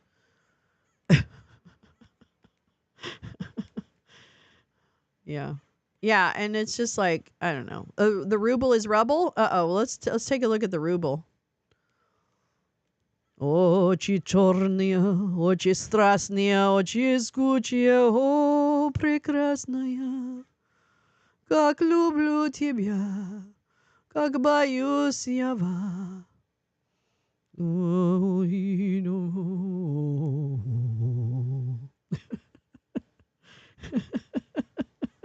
Очи черные, очи страстные, очи жгучие и прекрасная, как люблю я вас, как боюсь я вас. I love that song. It's a great song. Boga niet. That's right. I'm singing. What is Dark Eyes? I don't even know what the translation of the lyrics is for Ochi Chornia, which is basically black eyes. Out of 1,700 plus precincts in Florida, 73% had fewer voters in 2024 versus 2020. In Florida? Overall number of votes in Philadelphia decreased by 2.9%, 20K fewer voters, the rest of Pennsylvania. See, I think something's wrong. I do think something's wrong with in some places. I do. The ruble collapse. More Florida real estate will be bought up. Oh, my God. Wow. That's interesting. That's really weird. 73%? That's so weird. I just can't. I don't know who didn't vote in this election. I don't really get that. How do you not vote in this election? You know what I mean? This is so weird. Well, goodbye, Ruble. It was a good run. We had a good run with you, Ruble. But now it's time to go bye-bye. Because you're not worth anything. You're not even worth paper you printed on. That's right. That's right. That is correct. You are not worth the paper you printed on. I'm very sorry to tell you that. Vladimir Vladimirovich, I have bad news for you. I have bad news for you. I have bad news for you. That's right. Sorry, Russians, but your ruble is not worth a shit. I hope you invested in the Bitcoin, in the Putin token. We call it the Putin token. So I hope you invested in it. Because I'm out of here, bitches. I've got my Bitcoin and I'm moving. Oh, Putin has a lot of Bitcoin. 1 cent. Yeah, Putin has crypto and gold. Yeah. Have to park their money somewhere. Cyprus. Cyprus. Очи черные, очи страстные, очи жгучие и прекрасная. We need to release their seized money to Ukraine, yeah. Oh, my God. I was watching a documentary yesterday about Stalin. Oh, Ukraine has just been decimated over the centuries. Decimated. God, the Ukraine must be just the most resilient people in the fucking planet. Well, not the most resilient, but they must be very resilient people. Assuming that chart is European style. Yeah, that should be, 0.009. So that's, let's do the math here. Hold on. Let me see what current pricing is on commodity of ruble. Ruble pricing. That's right. You know, it makes me sad because I love Russia. I do. I went to Russia 2 times. I am a Russian major from college, Russian language and literature. Yeah, it's not even a penny. Well, it's basically a penny. Yeah, it's basically a penny. 0.0094. So it's a penny. 0.01. That's right. It's a penny. That's right. Quebec does the same thing, uses comma instead of decimal point. I know, it's because you guys are so fancy. You're so fancy doing things and you're so fancy. You're fancy people. They made a strudel of the ruble. That's right. Der Ruble is strudel. I wish I could GP, but my public speaking anxiety is not completely gone. I'd like to start somewhere more private. Yeah, we should do like a Discord voice, Carla. We could do Discord stuff. You can speak in the Discord room. Quebec does the same. Oh, sorry. 1 cent Canadian, I should have said. That's fine. Heading out, we'll listen back. Bye, Iguana Sana. I love you. I love you, my bestie. I love you. I love you. I love you. I love you. Strudel of the ruble. Oh, old Ruble's dead. Old Ruble is Iggy. That's it. That's what we're calling her. Iggy. I love it. I love it. Wait, where am I? Where's all my shit? Okay, wait. What do I want to read first? I think I want to read the David Corn thing. Right? What is this? What is this about? Oh, voter ignorance in media. 3 weeks before the election, Ipsos released polling data that was rather disturbing. The research and consulting firm presented a stark and unsurprising conclusion. We live in two Americas because of disinformation. It noted that the information ecosystem...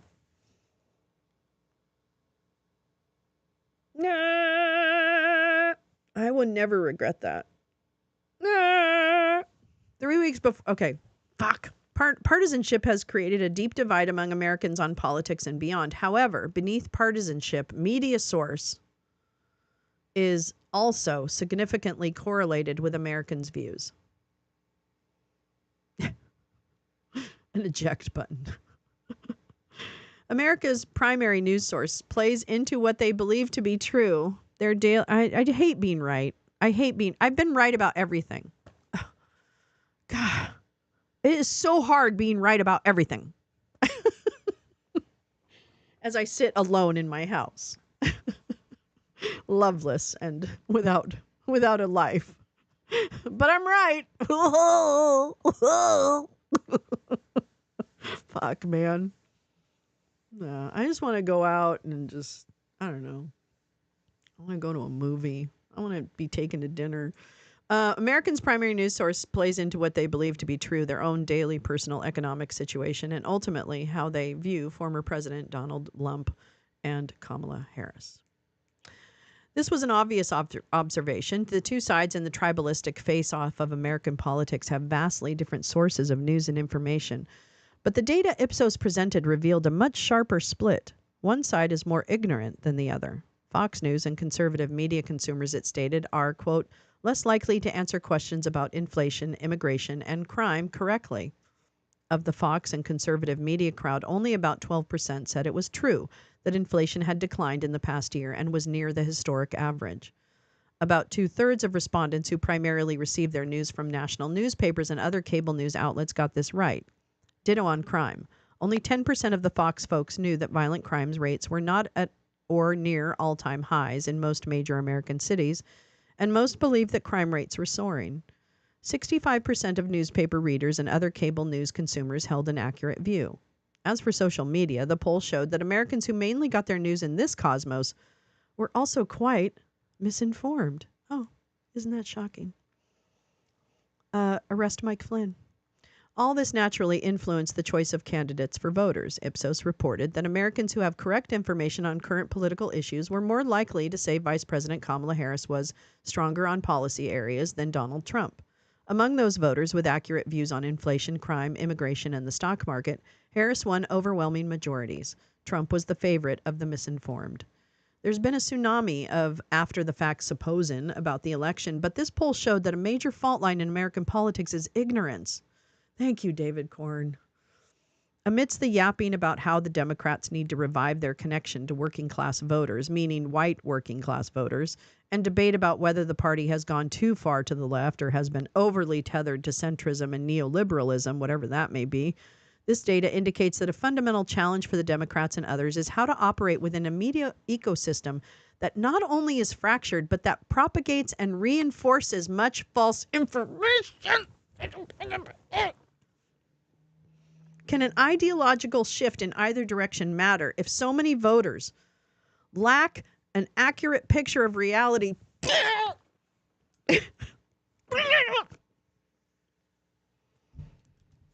This is what I'm talking about.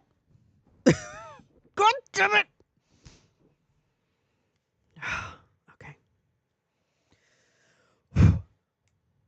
When I attended a Trump rally in Reading, Pennsylvania, the day before the election, I spoke to diehard Trump supporters and found many of them echoing his talking points. Crime was at record levels. Millions of immigrants were pouring over the border every month. The economy was in worse condition than ever before. And Democrats were deliberately destroying the nation. None of this was true.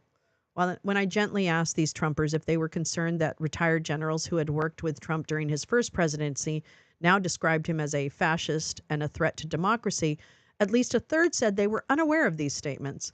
The others replied that these Trump detractors were being paid to say this, or they were envious of Trump, or they were his political enemies. You're wearing a mime shirt if you want to lean into that. I know. I don't know how to do that. Then it hit me. Oh, wait, excuse me. No one accepted these remarks as good faith criticisms of Trump. It didn't matter what the New York Times or Washington Post reported. Then it hit me. For these people, Trump was their media. Maybe they watched Fox or Newsmax or read Breitbart or scanned the social media posts of Elon Musk and other MAGA personalities, but they saw Trump as the paramount source of information. What he said was what was true, and certainly more accurate than the fake news of the New York Times, CNN, or NBC. In Trump, they trust, not merely as a politician, but as the supplier of news and information, as their guide to the world. If he said millions of criminal migrants were flooding across the border, you can believe it. If he said the economy was worse now than it had ever been, bank on that. Let's call this what it is, a bubble, and there's no way for mainstream news outlets to penetrate it. How to reach voters has always been a fundamental question of politics. Not too long ago, the answer was simple: TV ads. A lot of people watched a lot of television, and there were only a few channels. You could reach people where they lived, in the living room in front of the television set. With the rise of social media and the fragmentation of media, it's tougher for campaigns to target voters. This year, the Trump campaign, as many have noted, devoted much attention to the audience of aggrieved men, what has become as the manosphere, which I want to talk about that too, through podcasters like Joe Rogan and social media. As more voters obtain their information from sources outside the news media, they're more likely to be recipients of inaccurate or skewed news. This is not to say that the traditional news outlets are always on target, but I'll go out on a limb and say that generally journalists are going to be more mindful of facts than podcasters or social media influencers, who primarily are talkers and posters and sometimes shit posters, guilty, frequently determined to build audience. Oh, no, I don't build an audience through outrage. I don't build an audience.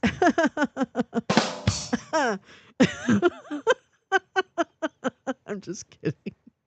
I'm just kidding. Through outrage, not verified and solid information. Guilty, guilty, guilty. These new media guys and gals are not edited or fact-checked. Well, I sometimes get fact-checked.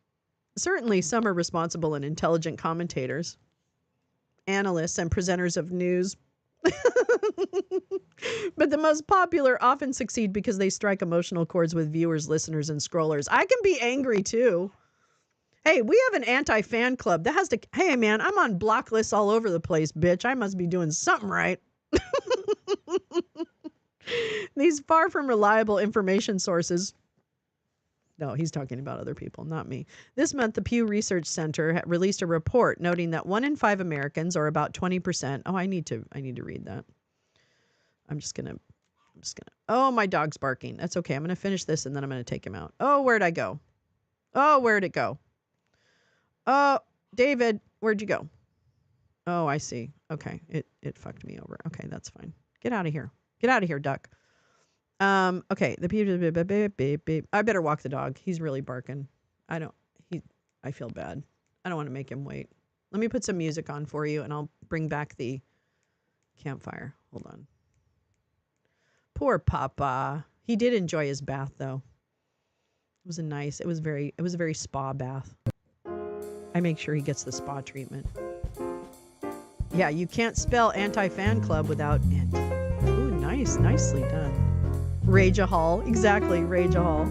Okay, BRB, taking the dog. You know the drill. He's fast. He's great. He does his business. He knows why he's there. All right, I'll BRB.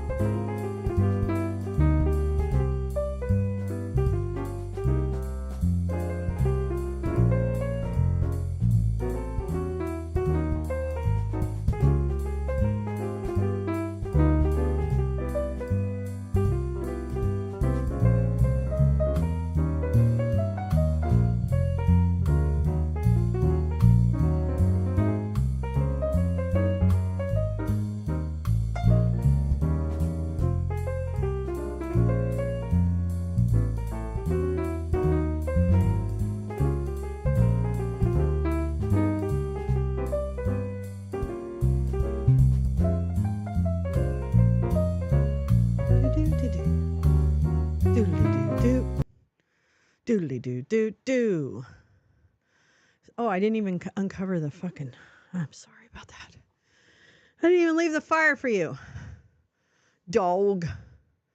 The supposed dog. New nickname for Lolo's dog, Weed. Oh, it's Big Papa. I love it when you call me Big Papa. Put your hands in the air like you're a true player. That's what his name is. Big Papa. Bud Green. My Bud Green needs to pee. No, I'll smoke pot in front of you. Come on now. You know me better than that. I go snooping and those Dems are in regular contact with Flynn and his family. Ooh. Hoodly hoo hoo.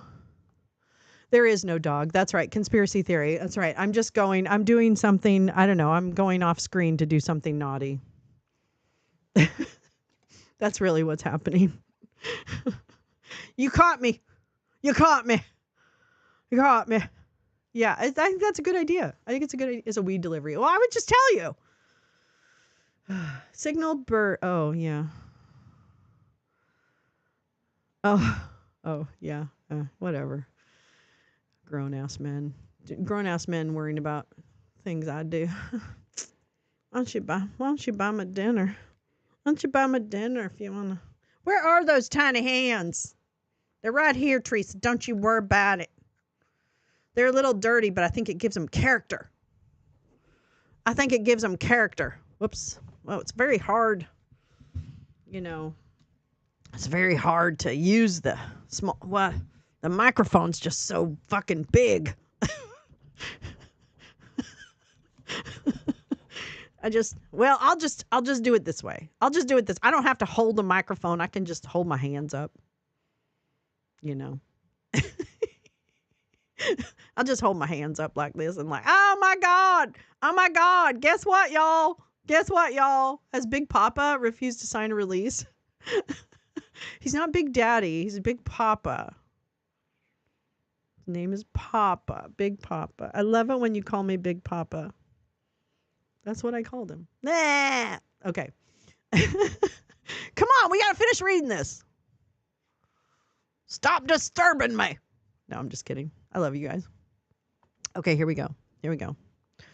Let's do this. Okay, wait. I just want to read this, but I want the hands to be like visible.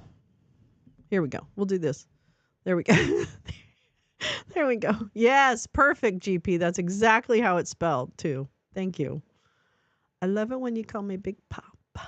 Put your hands in the air like you're a new true player. I know, it's so distracted. All right, blah, blah, blah. Okay. Blah, blah, blah. Blah, blah, blah, blah, blah, blah, blah, blah. That's so funny. Da, da, da, da, da, da, da. And then when I was 12. No. Okay, here we go. 1 in 5 Americans. Oh, wait, what? What now? Is this the Pew thing? Pew, pew. All right. 1 in 5 Americans, or about 20%, receive their news from influencers on social media. Oh, that's right. We already did this, right? An influencer, okay. Regular posts, okay. An influencer, Pew decided, is a person who regularly posts about current events on social media and has at least 100,000 followers on Facebook. What? Instagram, TikTok, X, or YouTube. Yes, that makes me an influencer. Yeah, whatevs. You know what? There's a lot of stupid people who are influencers too. So there you go. The figure for Americans under 30 was almost double, 37%. Almost 2/3 of news influencers are men. 27% identify as pro-Trump, Republican, or conservative, as opposed to 21% who are liberal or Democratic. I don't make the cut. Yeah. You are much closer to making the cut, gal, than I ever was or will be. Let's see. Almost 2/3 of news influence. Okay. Blah, blah, blah, blah, blah. The dominant sources will likely expand in the coming years. Will this lead to a better informed electorate? Will their presence make it easier for political candidates to counter the spread of misinformation or disinformation? The more unchecked sources of information there are, the greater the likelihood that misinformed views will spread and distort like the national discourse. We are the media. Elon Musk, the boy king billionaire owner of X, formerly Twitter, and one of the most prominent promoters of disinformation, exclaims. If so, we're in deep doo-doo. With the information ecosystem shifting more toward trolling than journalism, Democrats and the news media itself need to ponder how to best confront this dynamic. It certainly sounds elitist to gripe about voter ignorance and perhaps naive to suggest that a better informed electorate will lead to better outcomes, but it's people being misguided.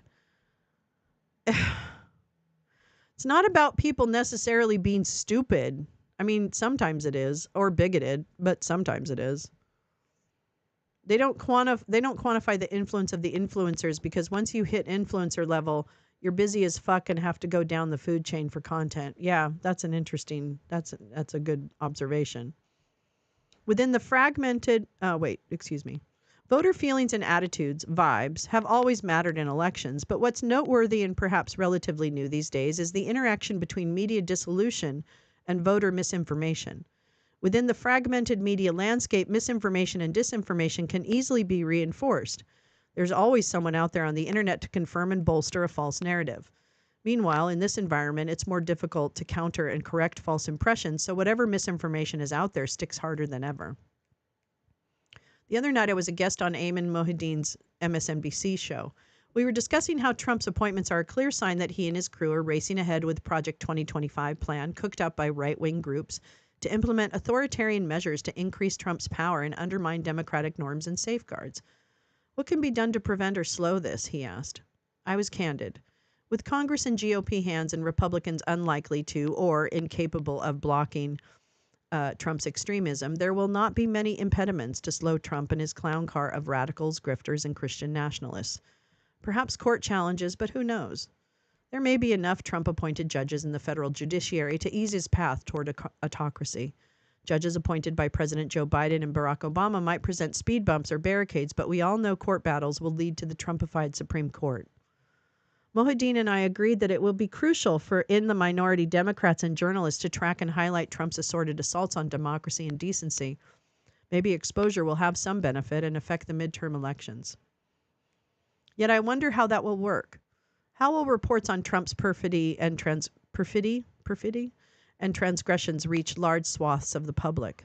Most of his devoted followers won't see them, or if they do, they won't believe them. Will news influencers and social media disseminate these truths? As I've noted recently, I'm not sure that the mainstream media is capable of effectively covering Trump, the sequel. There will be lots of crap flying in all directions: corruption, grift, abuses of power, attacks on checks and balances. Can all this be reported and conveyed to a majority of the public?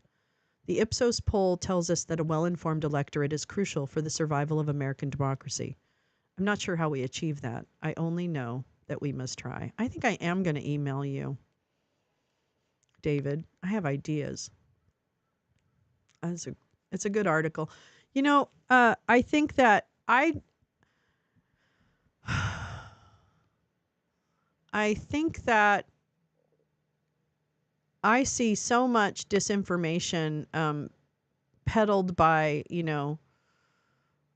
small channels, but and they really are like, it's almost like, what's that weed that grows and really kind of just constricts?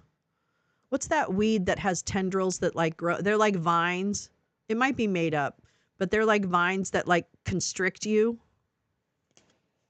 Yes, Jim, work on a presentation to send out to electeds. Yes, please. Yes, please. That's what we need. We need a packet. Comment line only. Okay, so here we go.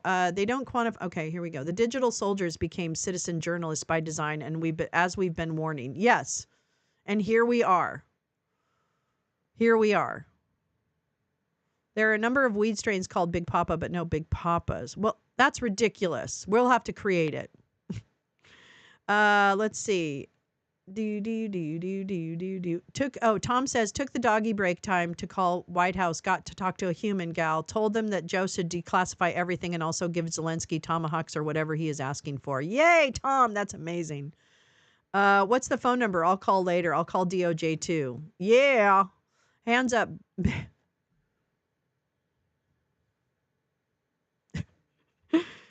Comment line only open Tuesday through Thursday, 11 to 3. I would love that. Bindweed. What's that? Oh, bindweed. Yeah. Like dog strangle. Yeah. Whatever that is, that's what it feels like. That's what disinformation feels like. Because they're, do it live? Fuck yeah. Fuck yeah. What am I going to say?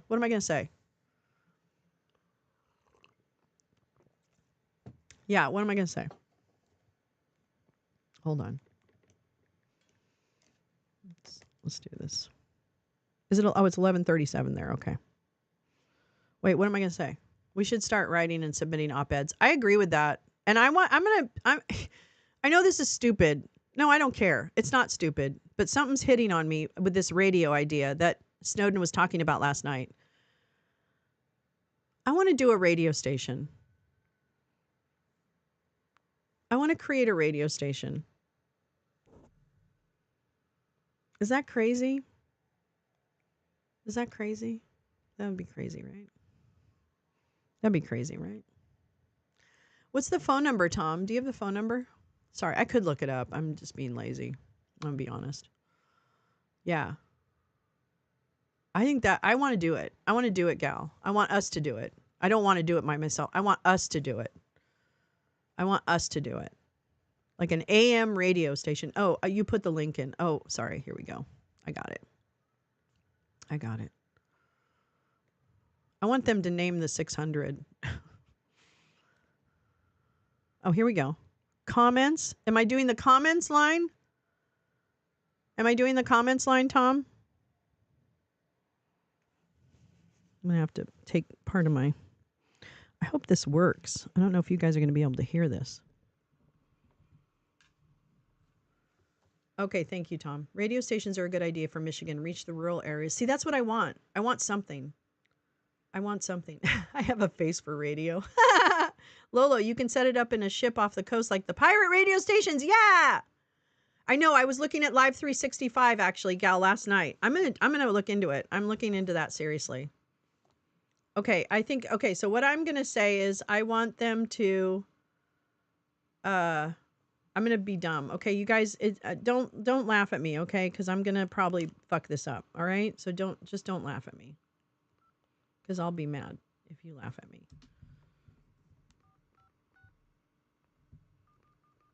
Right? Okay. Oh, speaker. Thank you for calling the White House comment line. If you're calling about White House information, press 1.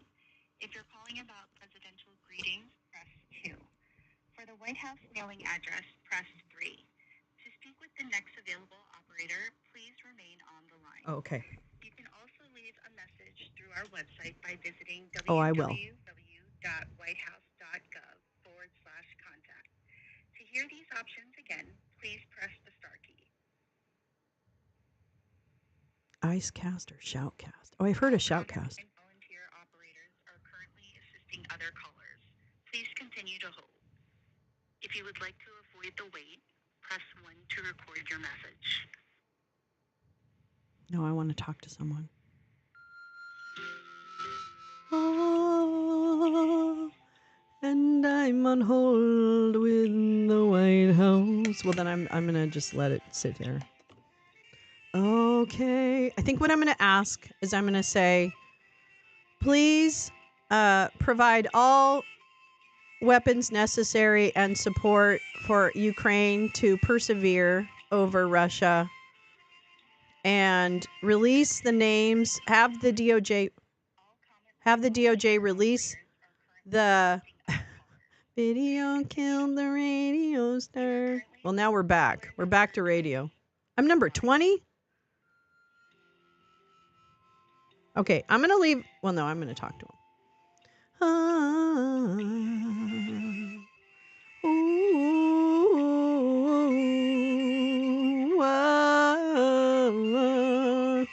Yeah. Sorry. Every time there's songs, I have to sing along with them. Let me see what else I had, because I had shit. I had other shit for us to read. Hold on. Scooby-Dooby. Sorry. Okay. Okay. All right, man. They're going fast. Oh.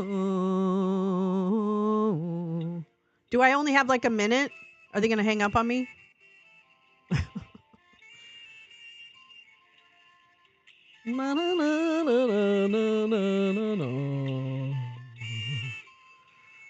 Scooby-Dooby-Doo. Talk fast? Oh, God. And now I'm feeling pressure. Now I'm like, I don't know. I don't know how to perform. All comment line volunteer operators are currently assisting other callers. Please continue to hold. You are currently caller number 14 in line. Greenland. I'm 14. I shouldn't say kill. Okay, I won't do that. You're right. Okay, wait. Where's my playlist here? Scooby-Dooby-Doo. Scooby-Dooby.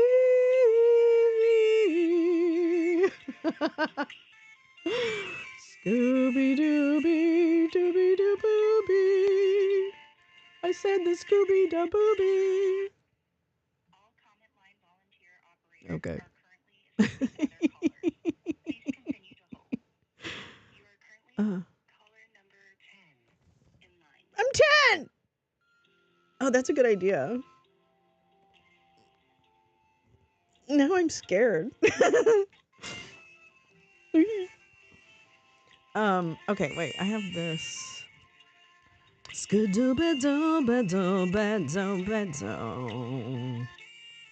Skadooba-dooba-doo-bye.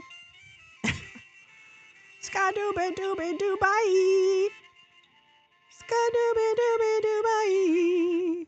All comment line volunteer operators are currently assisting other Oh, me. Democracy Dino was? You are currently caller number 10 Oh, in line. all right. Oh, they're volunteers. No, I'm going to be nice. Remember, they're volunteers. Who hates Democracy Dino? That'll tell you all you need to know. What the hell? What'd she ever do to you? What'd she ever do to you? Bitches. Bitches. My bitches. You're just such bitches. No. Exactly. Come on now. Point out to me why I'm such a fucking bad person. I'm waiting. I'm waiting. I will. Actually, Caller number 6. fuck yeah. Oh, the last four choked.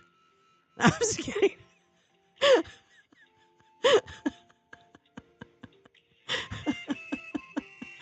Who hates Democracy Dino? They're so jealous. They're just jealous. It's serious. I'm being serious right now. They're fucking jealous. It's crazy, but here we are. jealous people. Jealous of this. Can you believe it? That's right. Dino's in the chat. Man, Dino's in the chat. Fuck yeah. Fuck yeah. All comment line volunteer operators are currently assisting other callers. Please continue to hold.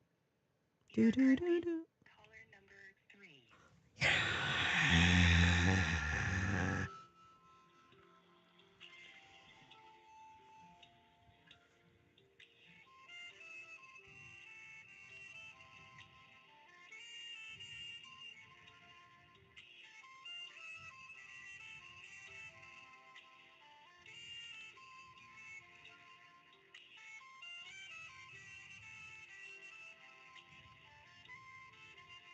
I was thinking. All comment line volunteer operators are currently assisting I other was callers. thinking. Hi, this is the White House comment line. May I please get a message for the president?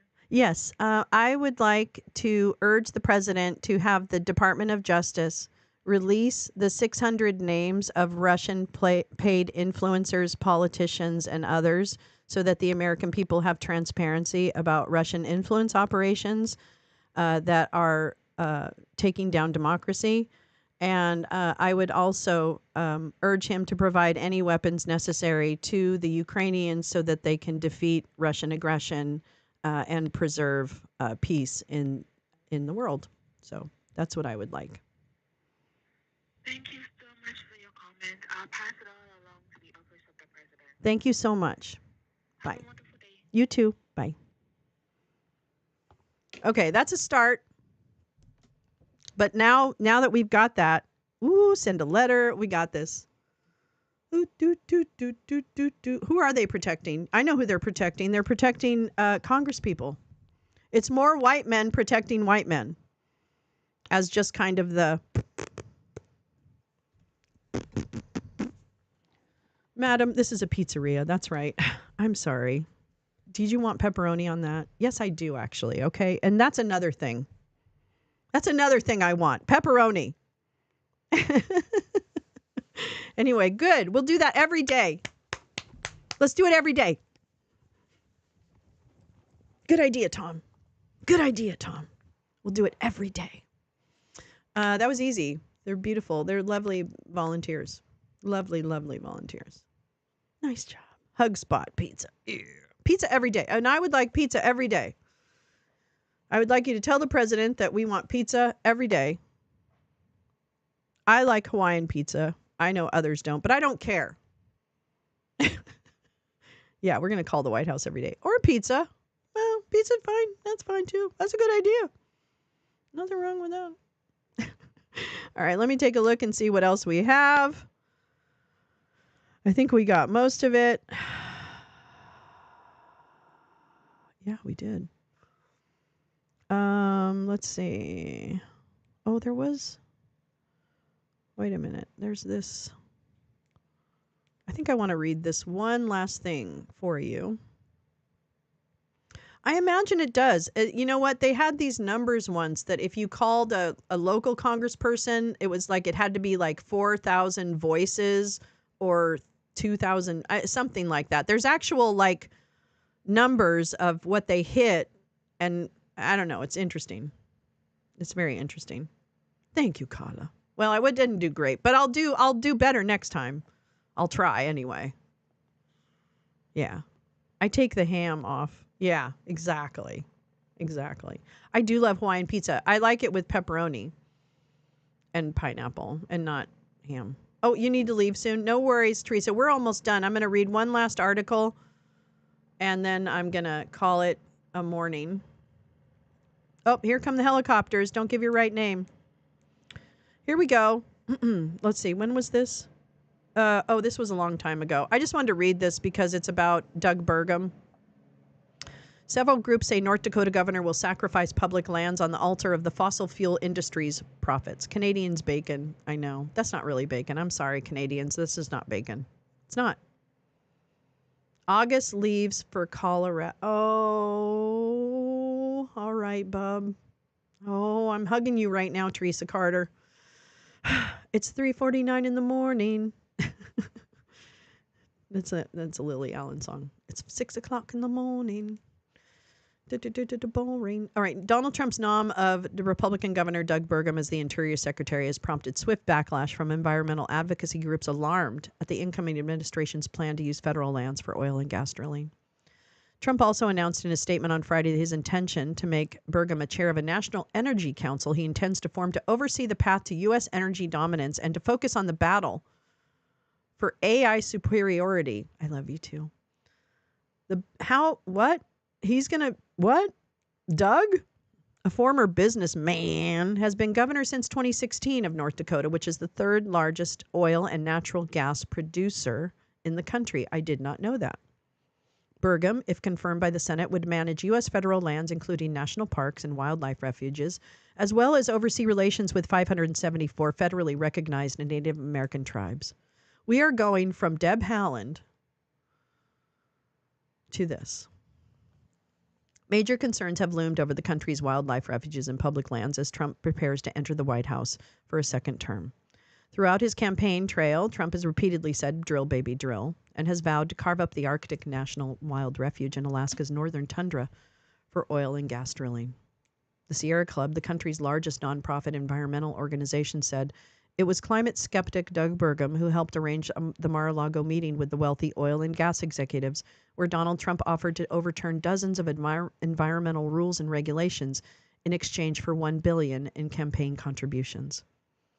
The April meeting at Trump's club earlier this year prompted Citizens Crew, the country's top ethics watchdog, as well as House Democrats, to investigate the dinner over constitutional and campaign violations. If that weren't disqualifying enough, he's long advocated for rolling back critical environmental safeguards in order to let polluters profit. Doug Burgum's ties to the fossil fuel industry run deep, and if confirmed to this position, he will surely continue Donald Trump's efforts to sell out our public lands to his polluter pals. Our lands are our nation's greatest treasure, and the Interior Department is charged with their protection. The Sierra Club continued. Similarly, the Center for Western Priorities, a conservation policy organization focused on land and energy issues across the western states, said Doug Burgum comes from an oil state, but North Dakota is not a public land state. His cozy relationship with oil billionaires may endear him to Donald Trump, but he has no experience that qualifies him to oversee the management of 20% of America's lands. Canadian Bacon is a good movie. It went on to add, if Doug Burgum tries to turn America's public lands into an even bigger cash cow for the oil and gas industry, or tries to shrink America's parks and national monuments, he'll quickly discover he's on the wrong side of history. No, he won't. Who the fuck said that? Center for Western Priorities? This is the head up the ass. Okay? Good night, GP. Good night, my darling friend. I love you. Are you going night-night? Good night, darling. I'm so sorry that I didn't notice that. It's 3:49. You're going to go to bed. I love you. Good night. Who wrote? Okay, this is the problem right here. Well, if he tries to turn the lands into a big oil field, they're going to say no. Bullshit. Exxon CEO said they probably won't drill baby drill. Why would they flood the market and destroy their profits? Good point.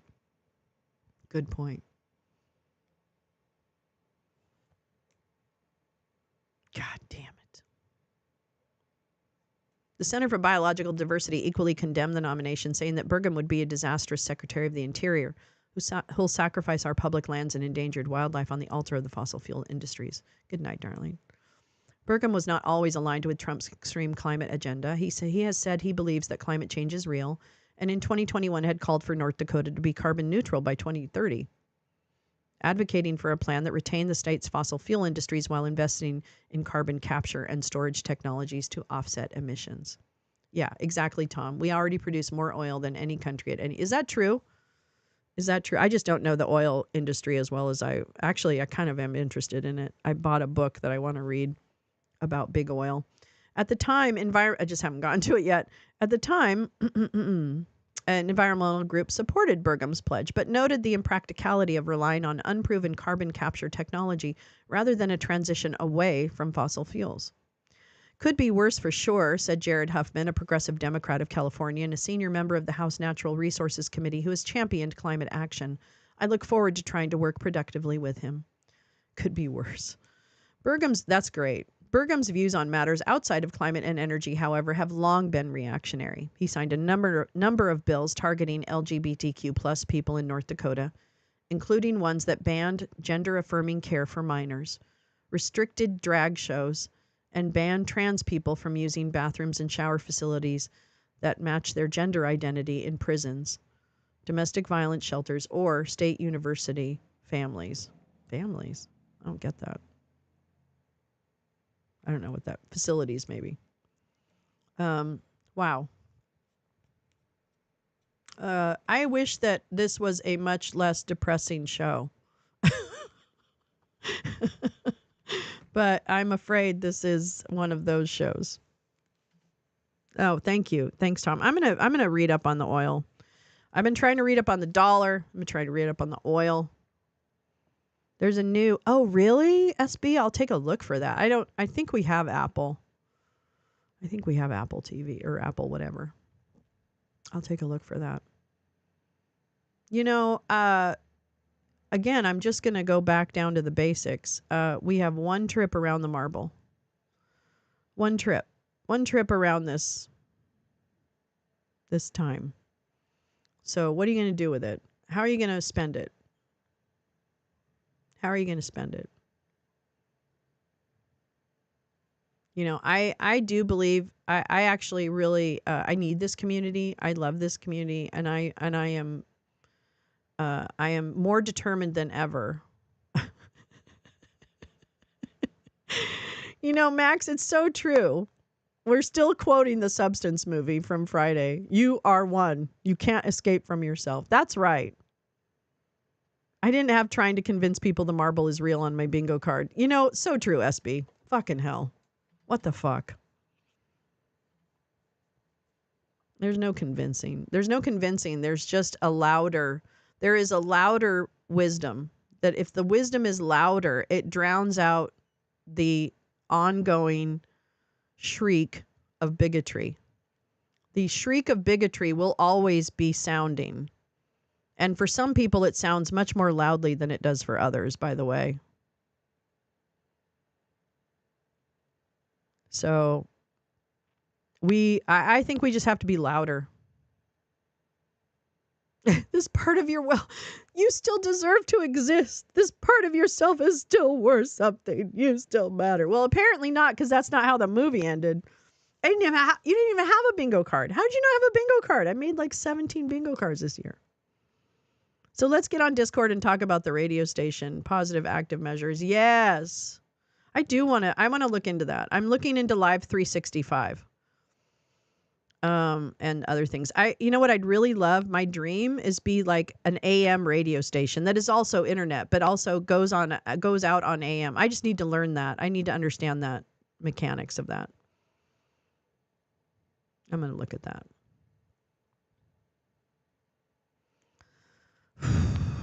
Wow. We should do movie nights this week. I would like to do People You May Know.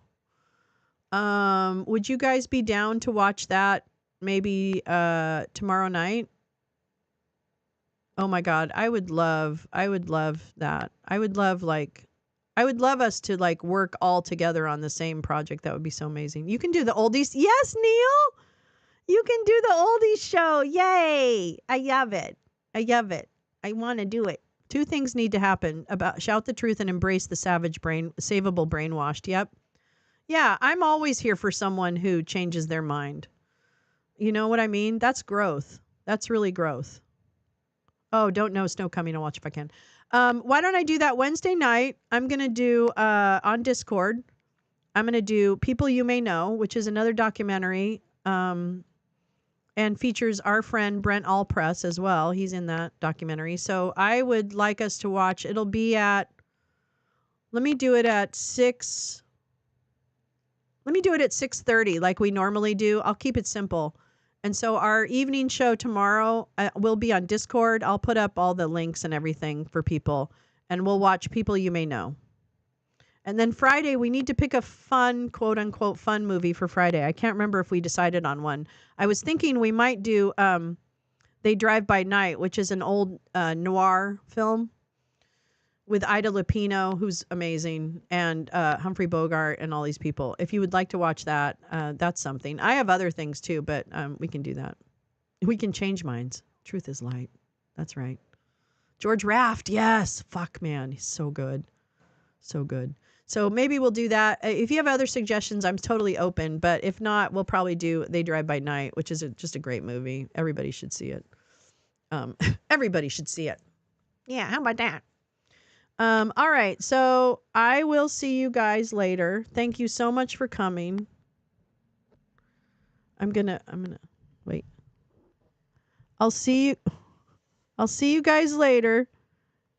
Tyrone Power. Hell yeah. Wicked Little Letters. Oh, interesting. Hugs. Big hugs. Big hugs. And then I'll see you guys later. We'll see you tomorrow morning. Or, yeah, whenever. Who knows? God knows what could happen. Anything could happen. But I love you guys, and I hope you have a great Tuesday. See you later. Bye.